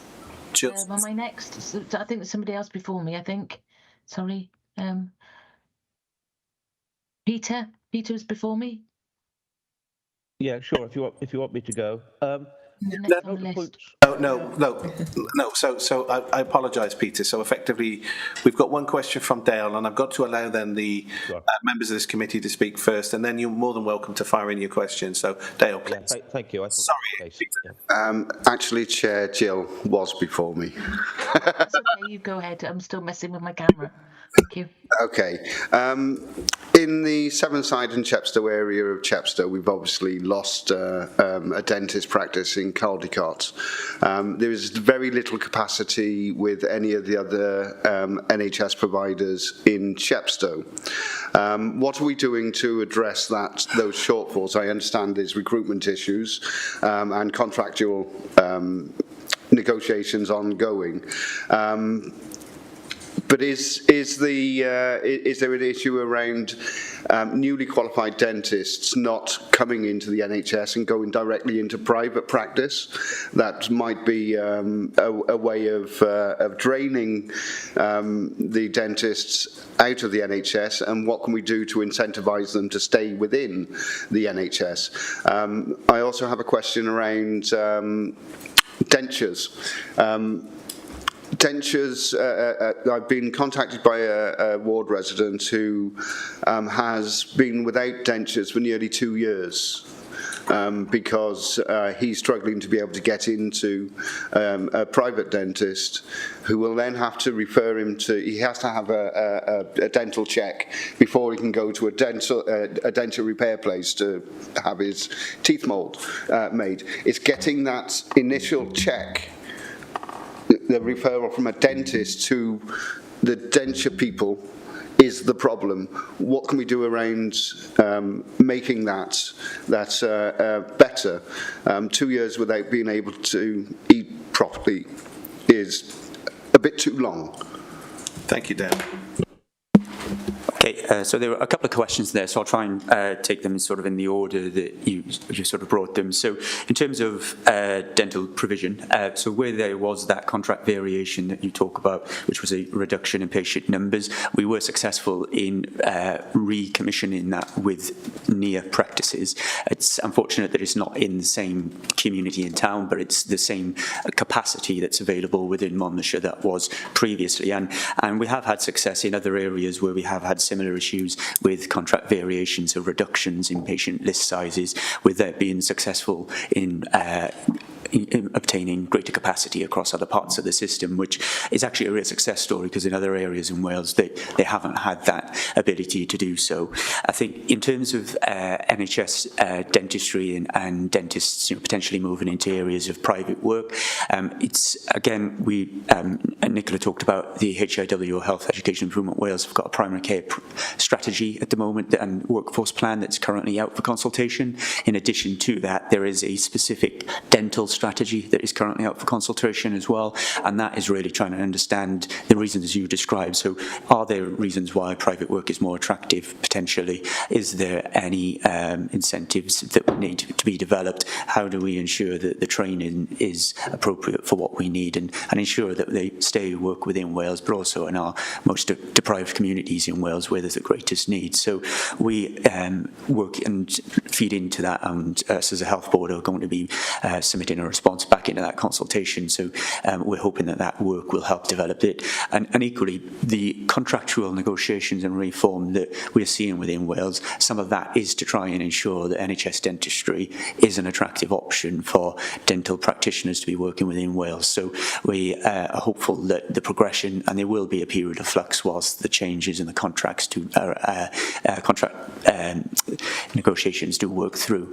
However, the end game is hopefully that we do have the right level of services provided to our communities, tackling prevention as much as treatment, and ensuring that we do have that availability and access to dentist surgery across the piece as well. The third point, in terms of dentures, as Nicola mentioned, we're more than happy to take away specific issues and see what we can do in terms of picking that up separately. So I'll be happy to pick that up to understand that in a bit more detail. As I said, it's likely that, unfortunately, because of some of the backlogs, it's the what dentistry is doing, which is what we want them to do, is prioritise the urgent work that is going to be impacting on patient care. And that's not saying that dentures is not necessarily urgent, but it's trying to understand, is that the issue in that particular case, or is there anything that we need to do separately? So we'll happily take that away. Thank you. Thank you. So we've got Jill, and then we've got Jan. Thank you very much, Chair. Sorry, I'm having trouble with my camera, so I've got a blank screen. I'm sure Jan's hand came up for a second, and maybe I'm just the screen. It's Jill, and then Peter. I do apologise, Peter. Okay. Sorry, Chair. I'm sorry about the camera. It's not working at the moment. So I'd like to ask, please, how many NHS dental practices are currently in the clawback process? So my dentist was NHS till very recently, and wanted to continue to be, but it became unviable. That's a word, sorry. I know that it started with Westminster standards, and for UDA and the Welsh Government have done some work as well, but it's still causing a situation that people are getting out of NHS dentistry. My dentist and all in Wales are not leaving because of greed. The practices are not being viable. The clawback is meaning that they're having to pay back, and that obviously they're going out of business. So my understanding, they have to do a risk assessment. I can't remember what it's called. Was it a NICE? I don't know. And I think you alluded to it just about how much treatment is needed from an NHS patient. And if then there's more than that, they have to pay for it, because they make that the dentist pays. You said there's contractual reform, but I hope this is being looked at, because dentists don't go into practice for emergency treatment only, which is all they're having to being able to do now when they're NHS dentists. They want to prevent, as you've just mentioned about preventative, but all they're doing is seeing emergency treatment or doing emergency treatment, and they're losing job satisfaction, but also it's becoming unviable. So how can this be good for all of us, but also please can you answer the question, how many are in clawback? Okay, thanks, Jill. So I think it might be helpful just to explain a bit of detail, I guess, in terms of the clawback. So unlike other primary care contractors who are effectively paid after the event of what activity they undertake, dentistry at present have an amount of funding that is associated with what is deemed their ability and capacity to deliver within that financial year. If, unfortunately, they do not deliver on that financial year, then that funds is returned back into the system, and as a result, this is what's being described here. What I can do, Jill, is we can, as a separate piece, we can share details which I think have been shown previously in terms of numbers, and we can certainly break that down into locality or borough basis as well, so that's available to you as a separate point. Clearly, dentists and are independent contractors, and they have the ability to undertake NHS work as well as take on private work as well as that, and they will make those decisions. And that's why it's really key that we're trying to, as much as possible, engage in the Welsh Government negotiations to ensure that any changes in the metrics, because there's a lot of detail in regards to the different types of metrics that each of the different contractual elements make associated payments for, to make sure that they are fit for purpose, and to understand that we are actually getting out what we want from the service, whilst also ensuring that we are looking after the public person and paying for the activity that is being delivered. But Jill, what I will do is, as a separate from this, and in relation to Dale's question as well, we'll take away those are specific questions to come back and answers with you for. Well, yeah, if in essence there's a difference of opinion, a vast difference of opinion that is a general question rather than specific about the whole service and the fact of why we've been declining in NHS provision. So it is a general issue, so maybe you could bring it back to this group, maybe? Thank you. Thank you. Peter, you've got a question. Thank you for coming to this committee today to ask this question. The floor is yours. Okay, thank you, Chair. I was a bit bemused by the comment that the loss of NHS service, particularly for children in the Sevenside area, that you've been able to replace it with capacity in, I think the words used were a nearby area. That might look like a nearby area on the map, and it's still within Monmouthshire, but what it means in reality is that children from my ward in Roggett and the neighbouring wards in Caldicot are being sent to Monmouth. Now, to get to Monmouth, there is no direct bus service. It would take forever to get there. It's just not a realistic proposition for many families. So I just want to ask if you're aware how desperate the situation is for many families down here. And secondly, we have a community hospital at Chepstow. Is there no way that we can provide a service, dental service, at least for children in that community hospital? Sorry, they do that already, Peter, actually. Well, why are we being referred to Monmouth then? I would let the responsible officer respond to that. So just to come in, I guess this is the slight variation of what is commissioned general dental services and what is community or CDS or community services that are provided by the health board as opposed to an independent contractor. But what we can certainly do, so Peter, we haven't had any particular representations made to us in terms of limited access within that area, or particularly, as you mentioned, the children within that area. So we're more than happy to take this away and understand what that impact is, what that demand is, and try and understand what we may be able to do for that. And we're more than happy, as I said, also to look at what services are currently provided out of Chepstow in terms of the dental activity. And again, if ensure, particularly this is just reiterated that the communication piece potentially is lacking in that you weren't aware that there were some dental services that were provided out of there. So that's clearly going to be a similar issue that's across the piece. So we'll certainly take that away to pick up as well. Right, so we haven't got any more questions. Peter, are you satisfied with that answer, or did you want a supplementary? Well, clearly there is a communication problem. If I didn't know that, and certainly our families don't know that. So the question is, who do I speak to get that information? Yeah, thanks, Peter. So you can either email myself as the Chief Executive, or you can send it directly to Lloyd Hambridge in the Health Board. But if you can't get the email, or we can leave it with the committee and they can share it after. I think just as a general just kind of response, so what we will do is prepare a written brief that summarises where we are with the current kind of contractual arrangements and a bit of a written summary of what Lloyd described. And then we'll also, one thing I've been, on the back of some of the MPMS queries that I get around dental services is for each kind of area to set out what dental services, the dental practices in the area and those that are currently accepting new patients and the kind of capacity they've got. So you've kind of got that proactive brief, and we could share this a bit wider so you know what is available in the area and what's not. So we'll have a look at that alongside a kind of broader brief, generally. And then those specific cases that have been referenced, then please let us look into those. It won't only help those individual cases, but we can see if there's a broader theme about those or whether they are exceptions. So I really welcome the opportunity to address some of those as well. Thank you. Yeah, thank you. No, that's really welcome. Thank you. John, I'm going to let you come in now. Yeah, thank you, Chair. I'd just like to ask the board about going forward of the bigger picture. Mayor and Andy at this moment in time are going to be influx of about 450 homes in the next 3 years. We have 2 dental surgeries which are completely full, and that concerns me greatly.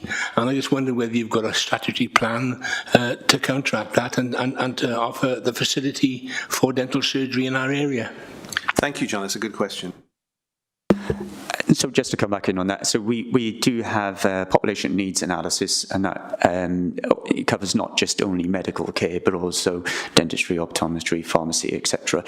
So we do have that in plan and our place, and we have links now with the Integrated Services Partnership Board within Monmouthshire, so the ISPB, and that group there really is to plan the services in the longer term. So we'll be taking this forward, and as I say, what we do link in with in terms of our commission general dental services is to ensure that there is the availability and the capacity of resources related for that population. So that will be taken as that progression does continue. John, do you have a supplementary? Yeah, I understand that, but I mean, it's needed now, and I'm not in 3 years' time. Could I mention about doctors at this moment in time, or will that be another issue? No, that's an entirely different issue, John. But you're more than welcome to come along next time. Hopefully, raise a question about the doctor's service. But we're going to stick with dentistry today. Have you finished your questions? Yeah, thank you very much. Do you want to respond to that again, or are you, John, effectively what John's saying is, look, this is an immediate issue, we need an immediate response. Through me, I guess, is asking, what are you going to do about it? So we look into that. So as Lloyd's described, that we should be looking at all housing developments and whether there's an expansion of the population through those ISPBs. But we'll specifically, and just confirm the area where the 450 homes is built and the timescale. Yeah, that's Mega and Andy. There are 3 estates coming forward, 150, 240 and so on. So we'll respond specifically on that particular development and where the conversation around the ISPB has been. Okay, thank you. Thank you. Look, so we're coming to the end of this, but I'm going to break my own rule here because I have a question myself, and I think I've exhausted. Are there any other questions, by the way? I can't see any questions from members. So I have a couple of questions, which is not dissimilar to the question I asked about the recruitment previously, is about our ability then to recruit from overseas.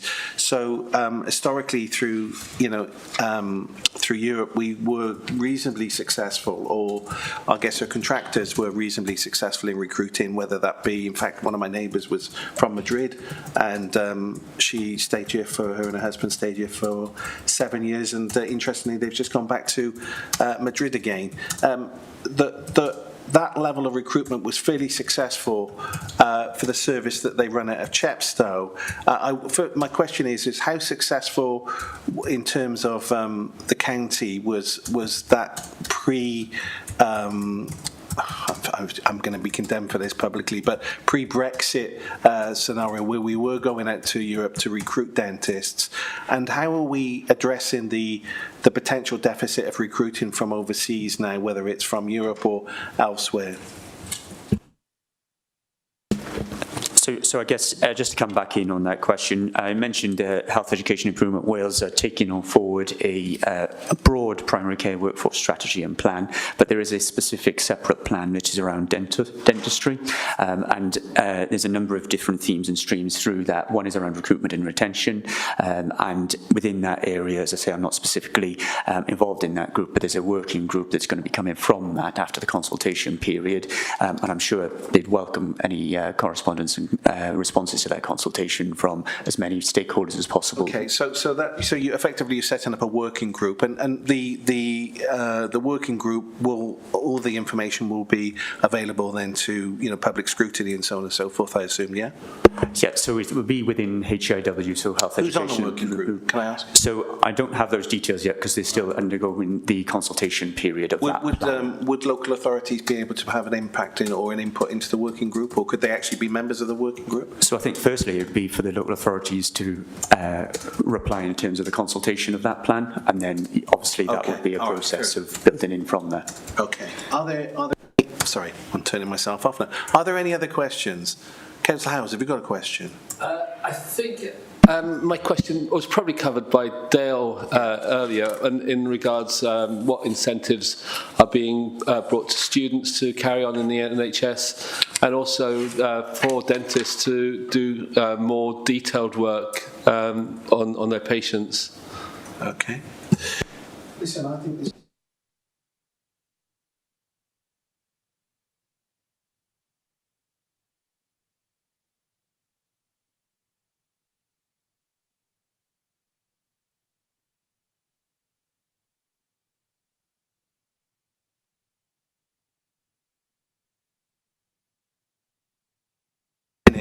I'm not going to take this question. I'm sorry, I need to move on because I'm running out of time. Unless you can give me a really, really good reason. No, Jill's not. Me. Yeah. Sorry, did you lose? I lost you. All I wanted to say was, could they think about using Slice for consultation? Because a number of us are on Slice. That's all. Thank you. All right, that's great. I don't think there's any need for a break. I'm just kind of pleased to move on. I'd like to thank the councillors that specifically coming to sit on this part of the meeting, and particularly for some of those questions, John and Peter as well. So we're moving on to the agenda. So this is item number 6, the minor injuries unit. I suspect this is why a number of other councillors are still with us.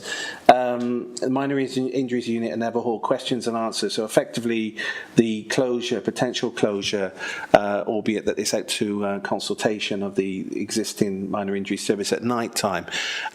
Would you like to explain this to us initially? And I want to just open this up a little bit, because you did the closure of the minor. I'm going to get a nervous tick here when I say this. The closure of the minor injuries unit at Chepstow, which was a very difficult and protracted and long fought out, and to this day, members of my constituency have often mentioned it. They want that service back. So forgive us if there are some questions that overlap into what played out in that consultation. So I'm going to open up the floor to you to explain effectively what you're doing. Thank you. Before I hand to Paul to talk through kind of the engagement around minor injury services, I just think it's really important for me to emphasise the context we're working in as a health board at the minute. So I've been the Chief Executive for a year, and I've worked in the NHS in Wales for 32 years. I've not experienced a financial context like we're currently living within. We've come out of the pandemic with increased demand on our services. Whichever specialty or service I talk about, there's increased referrals coming into the service. We've talked about some of the workforce challenges this morning around dental and health visiting, and this is an issue for many of our services. But we're continuing to try to improve access, improve our treatments, get people seen quicker, deal with the backlogs, all of that in a situation where, again, we're trying to be as innovative as we can with the workforce. But as a health board, our forecast deficit this year is £112 million, with our costs currently running even higher than that. So we are having to look at all of our services and firstly make sure our services are efficient and we're using our money wisely, and then making sure all our services are good value and that we're using our workforce as effectively as possible. So this is one example where we're looking at utilisation and whether there's we've got good use of our staff time and our resources, and there are many others that are currently under review across the health board, and I think we are working in a really challenged environment, and I think it'll become more difficult as we move forward. So I'm only just going to set that as the context that we are being forced to take really difficult decisions because of the climate we're working in. So I just set that as the context as before Paul gives us a bit of the detail on the service. Paul. Thank you, Nicola. Thank you, Chair. And thank you, Committee, for giving the opportunity for us to share this information. As Nicola said, we've already started this work. This work will be presenting the rigour, the detail that sits behind this. We've entered into what was an 8-week engagement, a formal engagement. I know Jill mentioned earlier on about the benefit of obviously linking in with LICE, and obviously we've been guided and working with them as our partner in progressing this detail. We started off as 8 weeks, we've now progressed to 12 weeks. We've had some significant and very helpful responses, and again I mentioned Jill's name just now, but Jill was part of one of our meetings last week, and this is very much an engagement. This is a proposal and we are listening to you, we are listening to our community, but in the context of what Nicola just shared, and as public servants, again, we've got a duty to present to you the detail and the rationale that sits behind this, and to make some very difficult decisions, but what we hope that represents then the basis of the information that supports it, and that's what this brief presentation will share. So looking at what we currently have as a service level, our minor injury units are that they're for minor injuries. They're not like limb threatening. This is for minor injuries. Please, let's not get it confused with minor illness. So this is a minor injury unit which is nurse-led. We have emergency nurse practitioners, we have registered nurses and non-registered workforce that support our units across our geography. We have 4 sites where we have minor injury units, and we shouldn't take away from the impact and the what our minor injury units offer us under the urgent care service, and that includes the emergency department. It's over 50% of our urgent care services that are supported via our minor injury units. So the benefit is significant. However, how we're utilising them, the hours of opening, and how our staff are operating and mobilised against the demand profile is really important, and we need to match that to ensure that our population get the most appropriate service. So we currently have a 24/7 provision of a minor injury unit at the Royal Gwent Hospital in Newport. Similarly, in Abergavenny, there is a 24/7 provision of a minor injury unit. Currently in Ysbyty Ystrad Fawr in Ystrad Mynach, I'll abbreviate to YYF, we currently have 18 hours of operation per day. That's from 7 in the morning until 1 the following morning.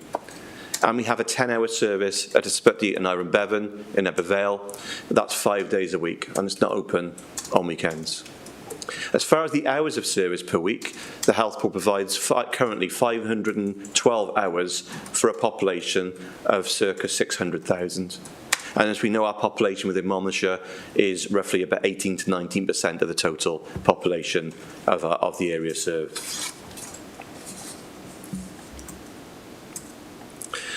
Looking at some, I suppose a picture tells 1,000 words is very helpful to look at. Again, it might raise questions, but just to give some examples, and from the feedback that we've had from the engagement to date, the engagement's been open just over 2 weeks, and like I said, we've extended that just based on how popular the interactions have been based on the proposal and how helpful the responses have been so far.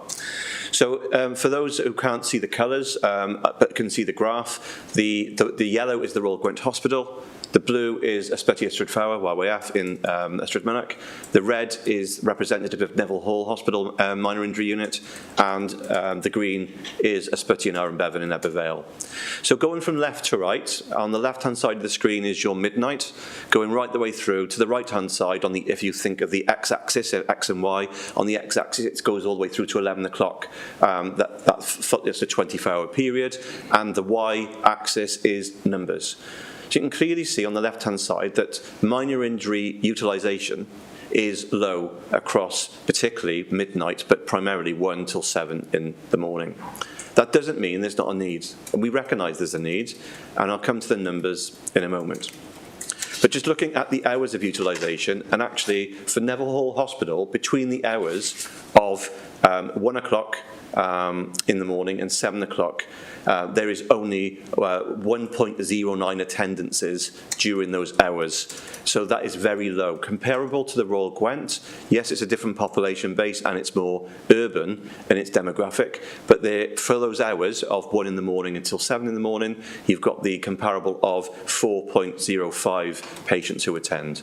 Regardless, those numbers are low, regardless of what unit you look at. And as we know it, and I've shared, the YYF minor injury unit is currently closed of those same hours, 1 in the morning until 7 in the morning, and the Ysbyty and Iron Bevan does not open at night. So just looking at the demand profile, and again going back to Nicola's point about workforce, and justifiably, how do we maintain a viable service? This is where, and it's what hinges on the rationale for this proposal. There is other things that we've had to consider that are really important that touches on Chris's update earlier on. When we talk about skill retention and about workforce retention, we know that if we've only got certain members of staff who work solely on nights and we've only got very low presentations, just 1 per a given shift on average, and that's 36 per month for Neville Hall, our staff are not seeing the patients and the acuity of patients to reinforce the skill level that they need to maintain their registration. So we've got a responsibility to look at that as well. This is not about losing staff. We can't afford to lose staff. Our people are our most important asset, as are yours within the council. So this is about how do we best ensure that we mobilise our staff to the hours of service that best to our population needs. So this is not about losing staff, this is about moving those staff to the hours of service that we know that demand requires it. And I hope that the graph represents that the fact of the numbers. What it doesn't demonstrate, and I know Jill shared this last week, is that we recognise the responsibilities to serve our population. We understand that just that 1 presentation at night that somebody needs a service and reassurance and support. We understand that. As a health board, we commit to ensuring that there is a safety net of a service. This is not about the closure of a unit, this is about the reduction in hours based on the demand profile. But like I said, the difference in the demography and the geography of Monmouthshire is different. That is a consideration that we are listening to. We hope that we've considered all of the concerns that might be generated. But I will say this again, we've had some excellent feedback that we are listening to, and it will help us to come up with a final proposal based on the feedback received. So what is that proposal?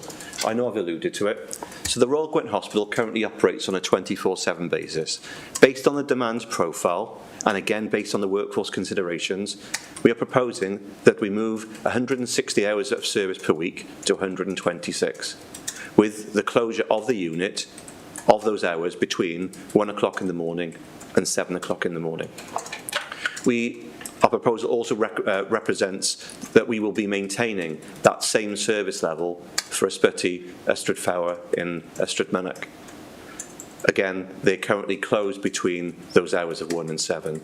And as a reassurance, I hope it goes some way, that we have had no significant incident of an individual turning up that has not been able to be supported or signposted when that unit is closed. Like I said, there is a safety net, and we've got to be very careful here as a health board, and just recognising that this information is in the public domain, but I will say it for reference, that we cannot afford not to have a mechanism in place where we have, if a person does attend to a site and the light is off, there needs to be a mechanism in place that that person can be signposted and seen. That will be the case. But we cannot, and I will not advertise that more widely, because it's almost advertising the service is continuing, and or we are maintaining an emergency department when it's not safe and we haven't got one there. So I will say that for a fact. There will be a safety net, but we are proposing the closure of the service just for those hours. This proposal also means maintaining the service level at Ysbyty and Iron Bevan. Again, 50 hours per week. There are no change there. And again, based on the demand profile and the utilisation of the service over the 24 hours, we are proposing no change for the Newport service at the Royal Gwent Hospital. What this means as a total, we will be reducing minor injury unit hours from 512 across our health board geography to 470 if this proposal is accepted. As a comparable, and I will admit this is a poor comparable because the geography is different and the demographics are different. In Swansea Bay Health Board, which has got a population of circa 400,000, I think it's more aligned to 390,000, but close, they have 108.5 hours of a minor injury service. We will be proposing the maintenance of 470 hours across the geography of our population. But I'll say again, I know that there are differences, and I understand that for our community of Monmouthshire, and indeed of the population we also serve in South Powys. And that is the proposal, and I'm grateful for the time to share that. I'm happy to take questions, Chair. Absolutely. Thank you for this proposal. You've given us quite a lot of information here. I noticed that some of the councillors have taken notes during this meeting. Is it possible to share those documents with, I see, Stu, oh, right, okay, and Councillor Crook there was studiously taking notes there. Penny, you've got a question. Yes, thank you for that report. It's understandable in every way, especially, as you pointed out, which lots of people don't realise, that the registration for the nursing, it has to maintain certain standards. However, there is confusion amongst everybody because, nobody knows where to go at the moment. If you do go to the Neville Hall, then you get instant care. It's an excellent service, but you go to the Grange and it's something else. Brilliant staff, etc. We all know that, but it is totally and utterly overcrowded, as everybody knows. Why can't more minor injuries, because they do go to the Grange, be transferred or signposted to Neville Hall, including during the night? I've been there during the night at the Grange, and minor injuries do come into there. So why can't there be more publicity, more awareness, and why can't those patients be signposted to Neville Hall straight away? And thereby, you're fulfilling everything. You're keeping the staff busy, it's utilising the unit, etc. A colleague suggested this yesterday, and I must say, we all thought, oh yeah, that's a good idea. Now, I'm sure there are lots of reasons you'll say it can't be done. If it's staffing, then surely you can transfer some staff across. I don't know, but it would help reduce the numbers in the Grange, and it would keep a unit going. Perhaps. Chair, can I? Of course. Thank you, Penny. A couple of things. I'll start off on communication. I think from the engagement so far, and I suppose what we already know, if I can go back to when the Grange opened and the start of us delivering our clinical futures model, that was in November 2020. This is not an excuse, but it's real. We opened the Grange during phase 1, or just after going into phase 2 of the COVID pandemic. It was a very difficult time, and we opened 6 months early, albeit that was 3 years ago. There was an excellent communication engagement exercise that was leaflet drops, etc., that explained how our services would work. 3 years on, I do believe that we need to look at our communication messages. I think that needs to improve, as you have said, Penny, and we recognising that how we can support getting our patients to the right place first time. We know that doesn't always happen. You mentioned about individuals that present to the Grange, and we know they do. Every single patient who turns up at the Grange University Hospital will be triaged. They will be triaged, and if their needs are deemed as minor, they will be then signposted either to a minor injury unit, to their GP or urgent primary care if it's GP out of hours, if it's out of hours, or indeed back to their GP the following day. I think the hardest thing to define, because we all think of it differently, myself equally to anybody else, is what is a minor injury, and I understand that.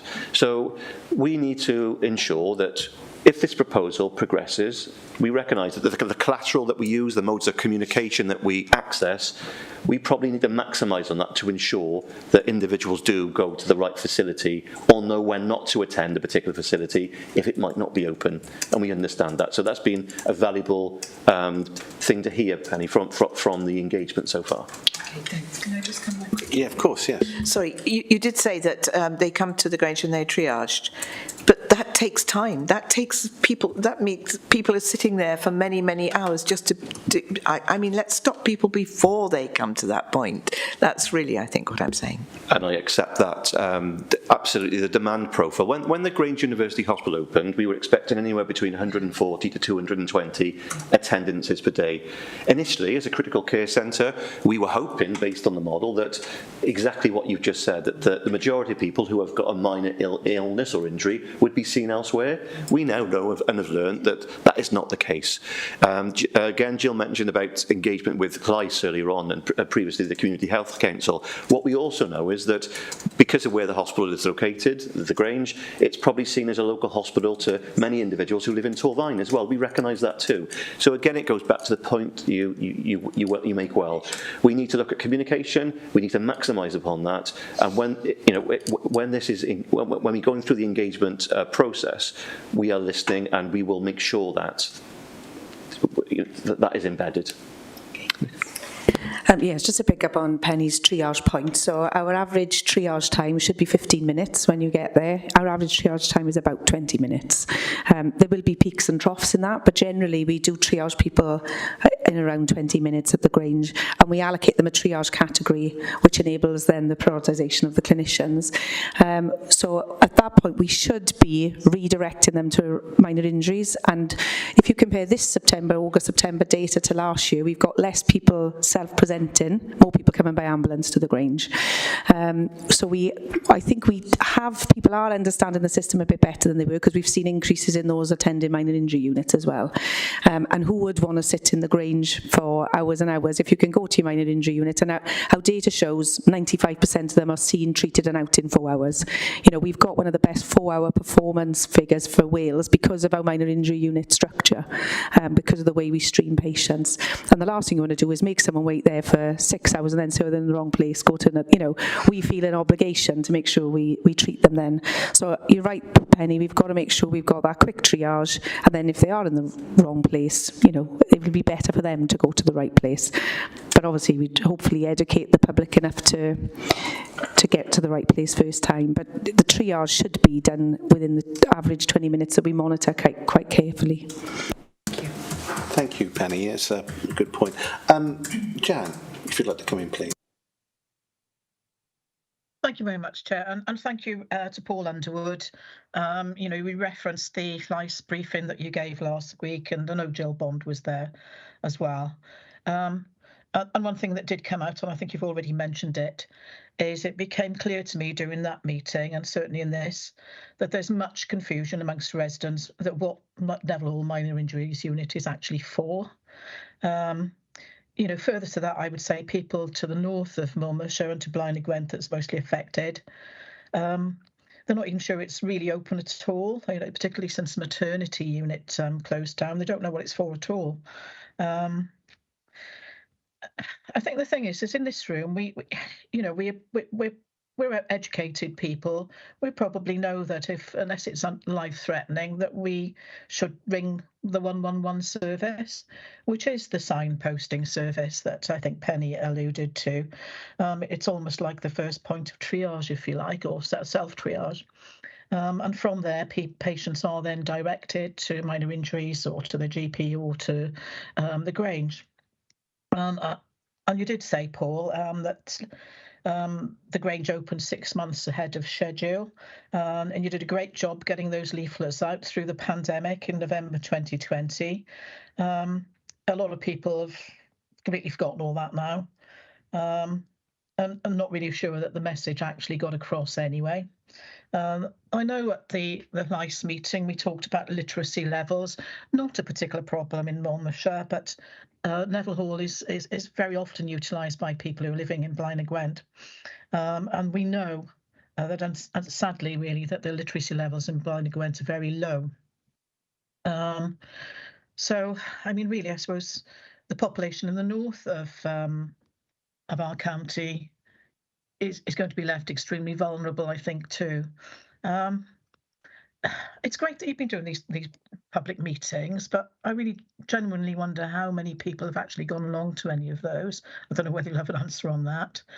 I think what we really need is a wider campaign to explain what patients should do, and that should be probably another leaflet drop, but don't stop there, really. You know, use TV, use the radio.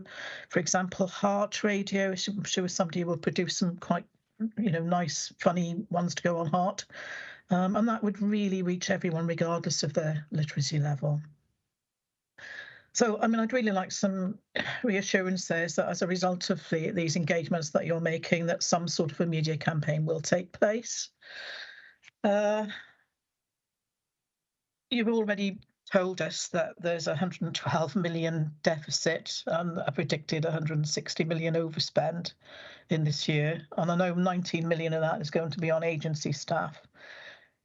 Is this why Neville Hall Minor Injuries Unit has been isolated? Is it why it's being cut? I just want to point out that we're not drawing any kind of parallels with anybody about the level of literacy. I mean, it's really down to the level of best practice and communication as far as this process is concerned. I just want to be clear about that for the sake of everybody's understanding in this committee and the public who are watching this. So if you wouldn't mind answering the question, so the financial challenge is staring at us, but we've got to make sure whether we've got a deficit or not, that we use our money wisely as public money. We've got to make sure it's good value. And, you know, the workforce challenge, you know, to have a qualified, very experienced nursing team to see one patient a night when you might have another site that's got agency nurses, which causes all sorts of issues around staff morale as well as cost, you know, as well as continuity. It's not a good use of our resources. And the skill issues that Paul described as well is absolutely, you know, when we have been going for 3 years now, so we do feel people are accessing the service, you know, do understand them more. I think there's much more we can do on comms, as you said. I think we should have a fridge magnet, not a leaflet, because you've got more chance of keeping it. You put the rest in the recycling menu. So I think there are ways we can think about how we educate people around what is a minor injury and a minor illness and when you should go to the Grange. So I don't think we can do enough of that, and I absolutely take that point. But you know, the current financial position is making us ensure there's other services that are good services, but can we justify them with the volume of, you know, people they see in for the cost of them? And we are having to do that. And what we're also doing is the quality impact assessment. What's the risk? What's the safety issues? The equality impact assessment as well. So all of these decisions we test in that context, really. So yeah, it's not just about the money. It's the workforce and value is driving this more than anything. Thank you. Thank you, Jan. Paul. Thank you, Chair, and thank you, Jan. Just to go back, and thanks, Nicola, for that as well. You raised the question about the engagement and about attendances. It's really difficult that when we started, we've gone out, we made sure that there's the formal engagements just to update our statutory partners in particular, but wider, about the intention to engage and to share the proposal. So we've looked at the different modes of communication. We started off a couple of weeks ago actually at Neville Hall site with it was meant to be a drop-in and being totally transparent. Because of the numbers that turned up, we actually then opened up the lecture theatre, and then it became almost, it was quite a challenging meeting to manage because we weren't prepared for that. I will say that I was there and tried my best to manage it in the best way, because we didn't have the presentation like we're sharing today to hand, because it was not meant to be that. It was just meant to be a drop-in, but we had such an influx, and that's a good thing. We want as many people to engage as possible. But we were also doing Teams meetings such as this. I did one yesterday. I'm going up to Ysbyty Ystrad this evening for we've got a session, a face-to-face session with our public there from 5:30 till 7:30. But also, as you said, that we need to be targeting in the best way the communications. You mentioned about I suppose our demographic and the demographic that Neville Hall Hospital serves, and you're quite right. We know and we recognise across different boroughs there are different variations of literacy, and going from the age of 8 up to I think Monmouthshire is probably one of the highest demographics, but I recognise you've also got pockets of difference as well. So we are being fully considerate of that, but there are probably things that we could be doing differently and better, and that's where your guide and from the engagements that have been taking place, that's helping us to shape how we're engaging fully. That's why we've also extended the window of consultation from 8 weeks to 12, and we've also expanded the different areas across our geography where we're engaging with our public. So right across from Pontypool, Abervale, not just in Abergavenny, and of course Monmouthshire, because we recognise that Neville Hall does serve a very large catchment. But Jan, thank you for raising that. I just sorry. Jan, sorry. Jan's entitled to her. I do apologise. Jan's entitled to her supplementary. Okay, thank you. I just want to make the point. Really, I'm not making comment on literacy. I'm just stating fact. And you quite rightly say, Paul, in Monmouthshire we're in a different position, and Neville Hall is in Monmouthshire. However, it serves a lot of people from Blaenau Gwent and Caerphilly and Torfaen, and literacy levels there are much lower, and leaflets really don't cut it. So that's the point that I'm really making. Thank you. Thank you. Yeah, sorry. There was just one point I just thought was important to emphasise, and that was when we opened the Grange. One of the biggest concerns from our clinical teams was people wrongly presenting to a minor injury unit who are really sick. And that was our biggest concern, and one of the reasons we put a significant investment into the Welsh Ambulance Service to have a number of vehicles ready to step up, we called it. We would get patients quickly from those Royal Gwent, Neville Hall, or where we have quickly to the Grange, but particularly Royal Gwent and Neville Hall, they would change in their purpose, and a member of the public will think, well, it's better to go to Neville Hall, isn't it, than go straight to the Grange. Somebody's there to help you. And when that happens overnight and you're left with a number of nurses, it is very compromising for them to be in that clinical situation. We didn't have many, but we did have some examples in the first year where people would turn up there and we needed to make sure we had a very quick response.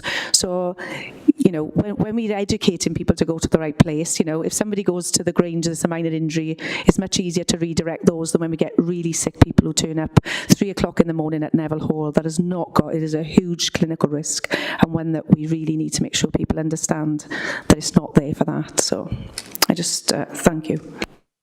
Thank you. Are there any other questions from the existing members? Because I know we've got Ian patiently waiting there.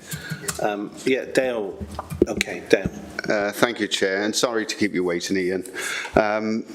And my apologies for leaving partway through. But I was just picking up on what Councillor Butler was saying around the information dissemination from yourselves around where the alternatives are. We all know that you can go to the opticians for certain things, the chemist for certain things. And when we lost Chepstow MIU, we were promised that there would be a concerted effort in disseminating that information out to the residents who were very concerned that they were going to have have to travel to the Royal Gwent to get any kind of treatment at all. Well, that didn't really happen in Chepstow then. We were promised a roadshow that was going to go around the county highlighting where these things were available. That didn't happen. I worry that the similar sort of thing will happen again in Abergavenny, and people, as Nicola said, would just present it at the MIU anyway because that's the nearest facility to them. So it's information sharing. You lot need to get so much better at information sharing when it comes to what alternatives are available and where they are available within your local area. That's my point, actually. Right, go on. I can answer it again. Well, look, I tell you what, because I think this is going to be a theme. What we've got is a series that I think we're going to have other members who are not part of this committee asking a number of questions. So it might also be something that question might be developed somewhat. So I know we've got Ian waiting patiently, but I also wanted, I see Alistair there, and we've got Rachel, and I know these are members that always have questions, whatever meeting I'm in. So if you've got questions, you need to kind of tell us now so we can put up, or if you haven't got questions, then feel free to sit back and drink your tea and watch it happen. But Ian, would you like to come in? Yeah, thanks, Armand. And thanks, everybody. I suppose a number of these issues have come up, and there's a couple of things I wanted a bit more clarification on. But first of all, I suppose I'm dealing with the budget issues here in the council in terms of the social care directorate. I'm very sympathetic to the budget pressures that the health board's under, but I suppose I'm still not quite clear in terms of the presentation, and maybe that's me, in terms of what are actually the budget savings that this proposal will deliver, because you said at the beginning, you introduced it in the context of huge budget pressures, but then later on you talked about, but actually we're not talking about any staff reductions. So I suppose I just wanted a clarification. Is there going to be any budgetary savings, and if so, can we quantify that, or is it purely a matter of better deployment of existing staff? I suppose that's one thing. I think clearly, as you've said, the number of people turning up to consultations, it demonstrates there is a huge anxiety, which I would suggest is not just anxiety about Neville Hall, but anxiety about accident emergency services in general, right from the ambulance through to the waiting lists and the stories that we hear, and about how well that's being served. And I suppose it's not just, as fellow councillors have talked about, is about that education about actually helping people to triage themselves to determine which place they go to, but also how we're also promoting other issues around. So clearly NHS 111 is something that I think is a way of promoting that in terms of helping them to determine where to go. And I would say that I use that fairly recently with my son, and they actually advised us to go to Neville Hall because actually they thought it'd be quicker to be triaged at Neville Hall, and he had the diagnosis and the x-rays, and then they determined he then needed to go to the Grange for treatment. And actually, contrary to what you just said, there weren't any ambulances to take him there, and actually there was a police car going that way, so they actually took him to the Grange for the treatment. But it's not always joined up, is what I'm saying. So I suppose for me, it's about how we're promoting the availability of that, and looking again at the mapping. Where are we mapping? Where are the users for Neville Hall going from, and the alternatives? And I mean the alternatives probably also including in England. So where I am in North Monmouthshire, actually I'm pretty much mid-distance between Neville Hall and Hereford Hospital. If I've got to go to further down to Newport, then actually I'm just going to go to Hereford. But I know it's very difficult cross-border stuff. Same with people in Chepstow. How are we managing that type of issue? So I suppose those are the main questions that I've got. But I think certainly the impact, albeit for a very small number of people that use it between those hours, the impact of people in the north of Monmouthshire and in Blaenau Gwent, I think is particularly extreme. So thank you. Thank you, Ian. I know I've got two other members here. I just want to ask those two other members who are equally not part of this committee, were any of those, I don't want to see this duplicated, so I would imagine that Ian touched on the point of being, that there was a broader anxiety about other services.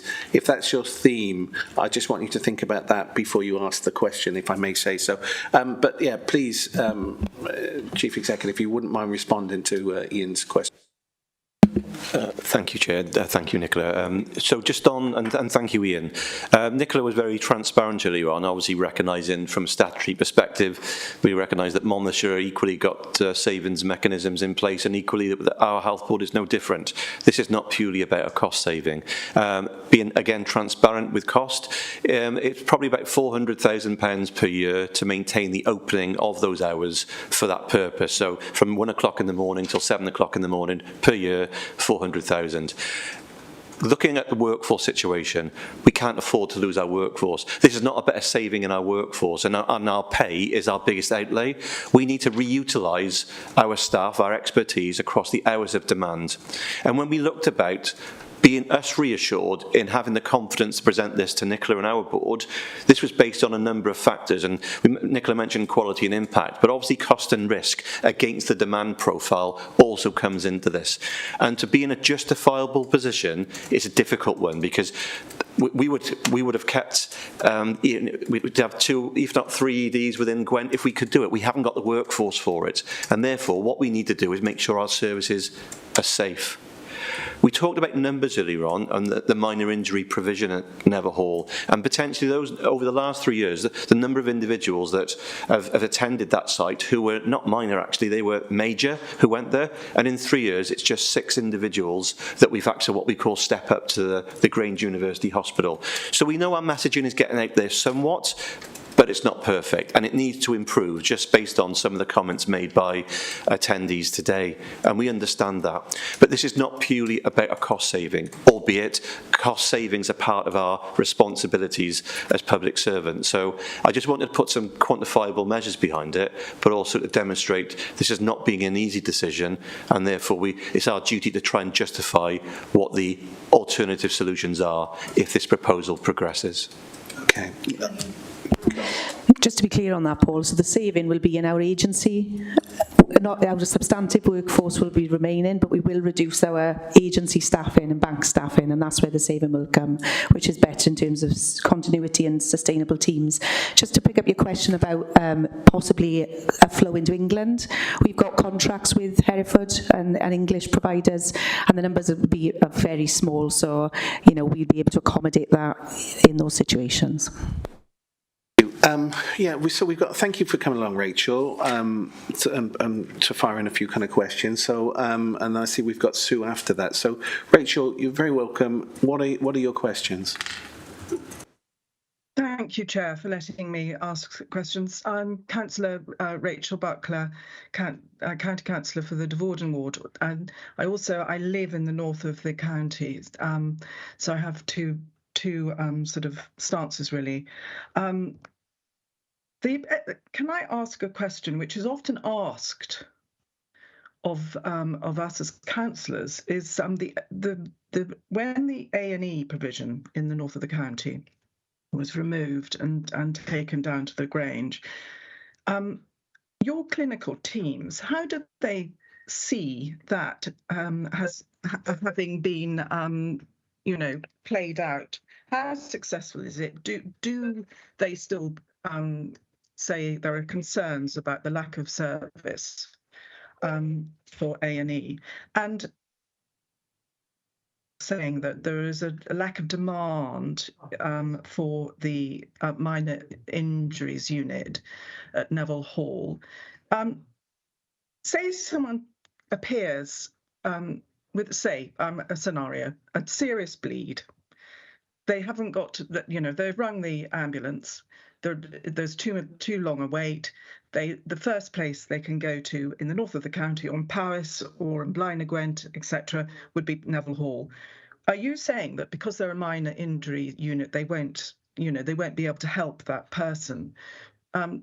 there is a great concern by the residents that there will be no provision that they can rely on, and the Grange is too far. It's a long way to get there. We had a situation the other day where somebody collapsed in a council one-stop shop in Abergavenny, went to Neville Hall with a council officer, but needed to go to the Grange, but there were no ambulances available, so the officer had to take this resident to the Grange.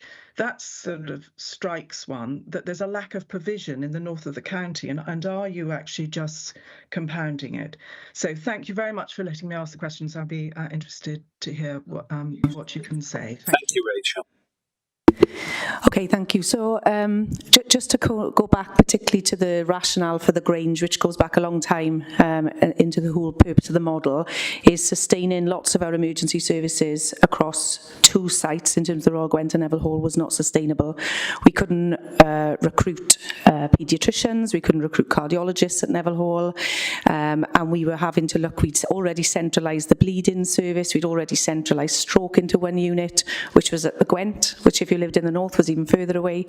And since we've centralised those services at the Grange, from a recruitment point of view, we've now got a sustainable obstetric service, a sustainable paediatric service, neonatal service. We've got no cardiology consultant vacancies. We've got no critical care consultant vacancies.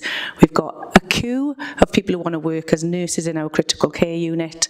So in terms of recruiting to those really complex, acute specialties, we have now got a more kind of more sustainable workforce. And the some of the, we try to look at what the key metrics are. So our risk-adjusted mortality index, which measures in-hospital mortality, so in-hospital deaths, has improved since we've introduced the Grange into the new system. We are now lower than the Welsh average, where we used to be higher than the Welsh average, and there's been times where we've been lower than the UK average as well. And that is because when you're really sick and you come into the Grange, you'll be triaged, prioritised, and then you'll be accessing the specialty. The point around, so let's talk about the ED at the Grange, which is not is a huge challenge and receives a lot of issues in terms of long waits, particularly ambulance waits, particularly the waiting room being congested, and we're working really hard to try and improve that. And I would sit here as the Chief Exec saying, as it currently operates, still needs lots of improvement.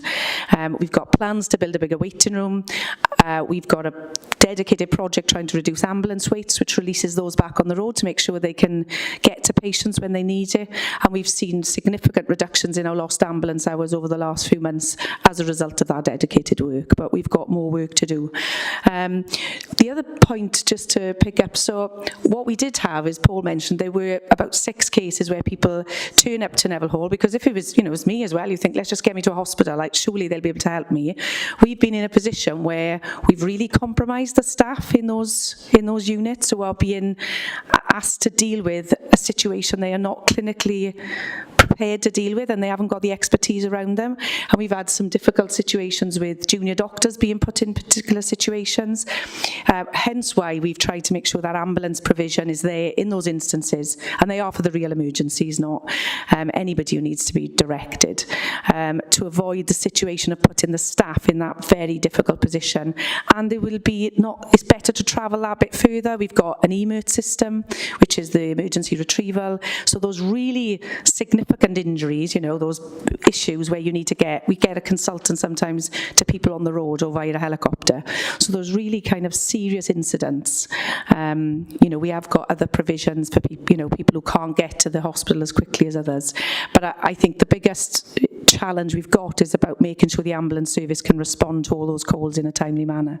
And I think that's something we're continuing to work on, because, that is what makes people worried when they ring an ambulance and say you're going to have to wait 4 hours. And that is the biggest concern. Sorry, because we've had to be fair, and I'm hesitant about widening this subject. I want to stay focused on it, but we did have the Chief Executive of the Ambulance Services, and his evidence was, or his statements were, that he was crystal clear that the issue really was relating to ambulance waiting times related to the waiting times that they were waiting for at hospital. So it wasn't that they weren't ready to go or they didn't want their job, they were just stacked up, you know. So this is just being clear about it. That was the consensus of the meeting for all the elected members who were there on the day. You know, they accepted that point. I'll let you continue anyway. Thanks, Chair. On that point alone, and we recognise, as Nicola said, our responsibilities to ensure that our patient handover for ambulances in particular is more speedy. And we've done some significant work over the last few months, as Nicola said, on that. What I would say is that there is also work that we are doing in partnership, because once we then release an ambulance back onto the road, obviously then there's great expertise in the ambulance service for them to see what they call hear and treat or see and treat. And obviously we look at the numbers of ambulances that then are conveying patients back into the Grange University Hospital. So I think that the Welsh Ambulance Service, and Jason would accept that, they have also got work to do on looking at how they can signpost individuals as opposed to bringing them back in. But equally, that doesn't take away our responsibilities. We need to be far more improved on how we can support quicker release of crews outside the Grange, and we're working on that. Thank you. Rachel, are you satisfied for the time being with those responses? And I guess even if you're not, you're welcome to go. I'm sure they'll be back again, and I'm sure you'll be, wanting to fire in some more questions as well at some later stage. But for the moment, for the questions that you've asked, are you satisfied? Have you got any supplementaries? No, thank you very much for that. I mean, there are, it's very important that our residents sort of understand the whole picture, so thank you. But as you say, we will be coming back to this, I'm certain. But thank you very much for your... All right, thank you for coming along. Thank you. Responses. Sue, you're next up. I promise I will be very brief on this, because it may be something that we need to discuss again about how the triaging service that we've discussed relates from the GPs to the minor injuries units. And I've learned a lot about what is now a minor injury, so I'm quite interested. That's been really helpful. But I've been ringing the GP because my mother, in my view, has a broken wrist. I've been told that the radiography, she's had an X-ray, but that X-ray is not. The results aren't ready yet. When I rang the GP surgery, they said, well, if you take her to the minor injury unit, you'll get an immediate response. And she's already had the X-ray. Now, to me, that's not a good use of minor injuries time. So how would we get around that? Because basically, she can't, at 91, she can't look after herself with one hand, and we need the results. But it's not good to have to go back, is it, to have a second X-ray to get a quicker response? Thank you, Sue. I accept that, Sue, and you're exactly right. That was an appropriate overuse of a service when she's already been seen and the radiology has already been done. We could look into that, your particular case, so absolutely, and I apologise for that circumstance. That shouldn't be the case. All I can say is we'll be doing our utmost to ensure that the speed by which the diagnostics are responded improves, so you get that information. But I suppose the GP might have been acting in the best interest to say that in the absence of a result, and if you're desperate for a result, which I know you would have been, maybe that is the mechanism, but that shouldn't be the way of doing it. And again, we need to improve that. So again, that's not the route. So thank you, Sue. Right. I'm just going to draw. Are there any other final questions? No? Do I get... is this my opportunity to ask a question then? Yeah. How exciting. So it's on the back of consultation, a broader kind of issue of consultation, and the dismay really that existed in the community and by councillors in the previous two consultations you had, particularly about the minor injuries unit, which I think the consensus was, and I appreciate most of you, all your new faces, new heads, and certainly your approach is significantly different to what I've heard from an Aaron Bevan before, so I'm grateful of that. But on the back of the consultations, which I think were broadly considered to be a sham, if I can say that, and I'm also relating to then the demise of the sad demise of the dementia unit.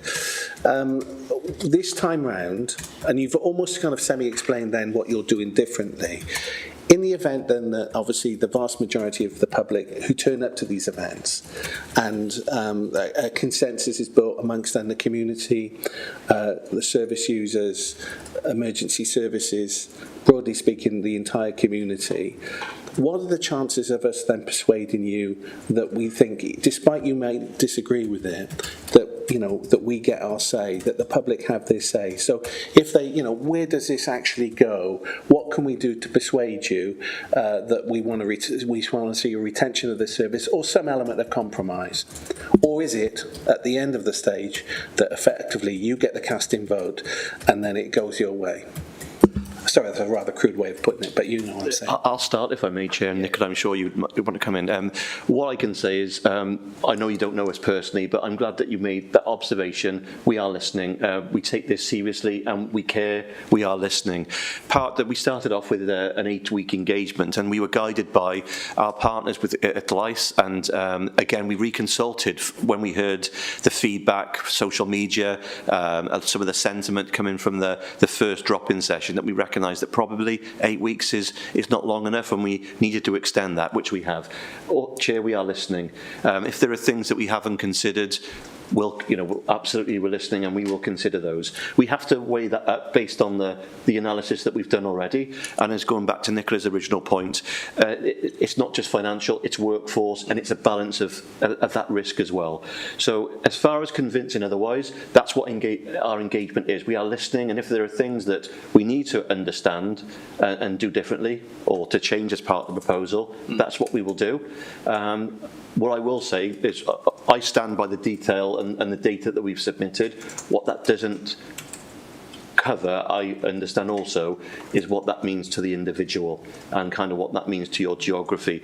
We've considered that, of course, we have in our risk impact assessment, but our public need to be reassured that there is avenues. There is, when you attend somewhere, you get the service you need, and it goes back to communication. And again, we recognise that we probably need to do that differently with alternative solutions. So I promise you, we are listening.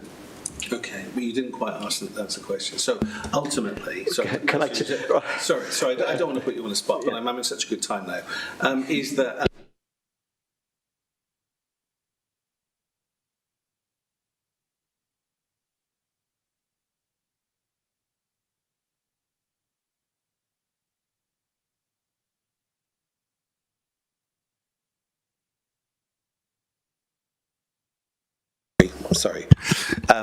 so ultimately then we've been in similar scenarios with the health board where they've been fairly articulate but probably less convincing, but then they go away and effectively, despite the flood of anxiety that these issues capture, they then go away and make a decision which is contrary to what the local authority want, to what the public want, and to the point, and I'm not saying this is the case, but you understand where I'm coming from, where there are then discussions that float around this environment about judicial reviews and things like that, which is very sad. It should never be like that, because effectively I think we're all on the same side. So what can you do to convince the public and this committee that despite these kind of very carefully measured words and conviction from yourselves, that you will actually listen to what people want? So if you've got 100 people turn up and you've expected 20, that should tell you the broader anxieties about that service, and then also the fear that they might have about the diminishing aspects of the additional service, like the entire minor injuries unit, which I know is not what we're here talking about, but those fears exist in the community, right? Yeah, because you've done it before. Not you personally, but other people. Do you understand what I'm asking? Yes. Yeah? So what is your response? Okay, so I think it's a very fair point and a fair challenge, and we don't come up with these suggestions lightly. When you come up with a proposal, it's quite hard, and we need to be confident to the point that we're prepared to go and have a conversation about it. So they're not easy. These decisions are not taken easily, and what we've set out is a proposal that we really are keen to know how this will affect people, what's people's concerns, and the insight that we've had there's a lot of concern, and people don't want us to close it from 1 till 7, even for that one person, because that could be them. So I think we understand that, and what it is doing, as from today's conversation, is making us think about our communication and directing patients better. How do we make sure that we can support those individuals at that time, and is our provision sufficient?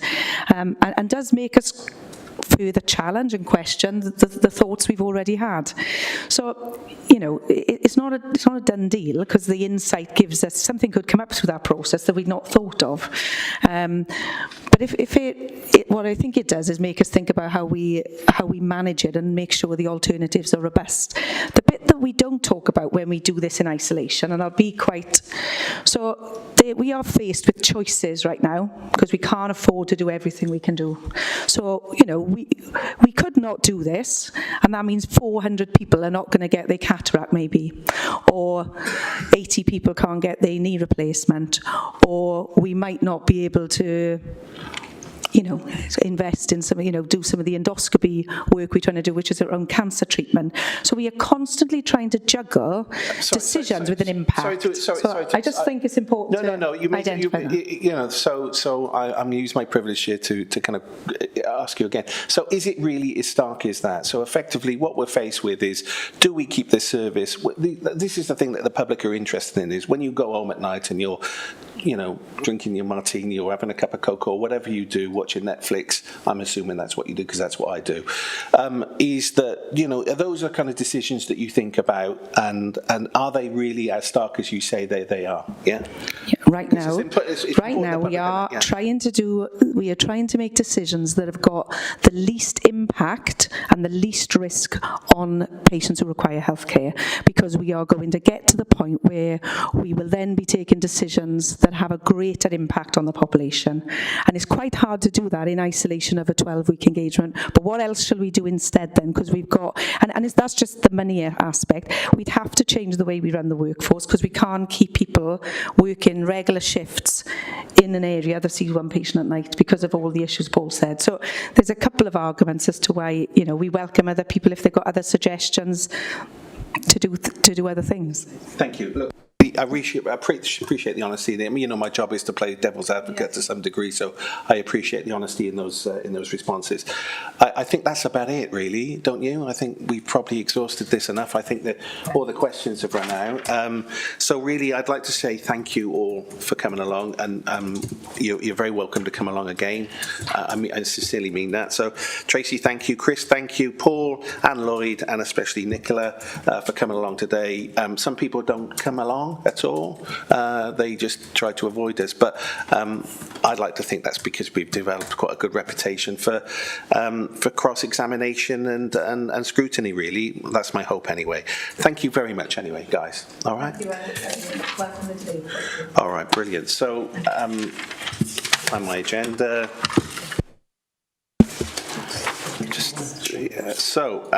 number 6 on the agenda would be to note the date and time of the next meeting. I'll pass this over to Hazel.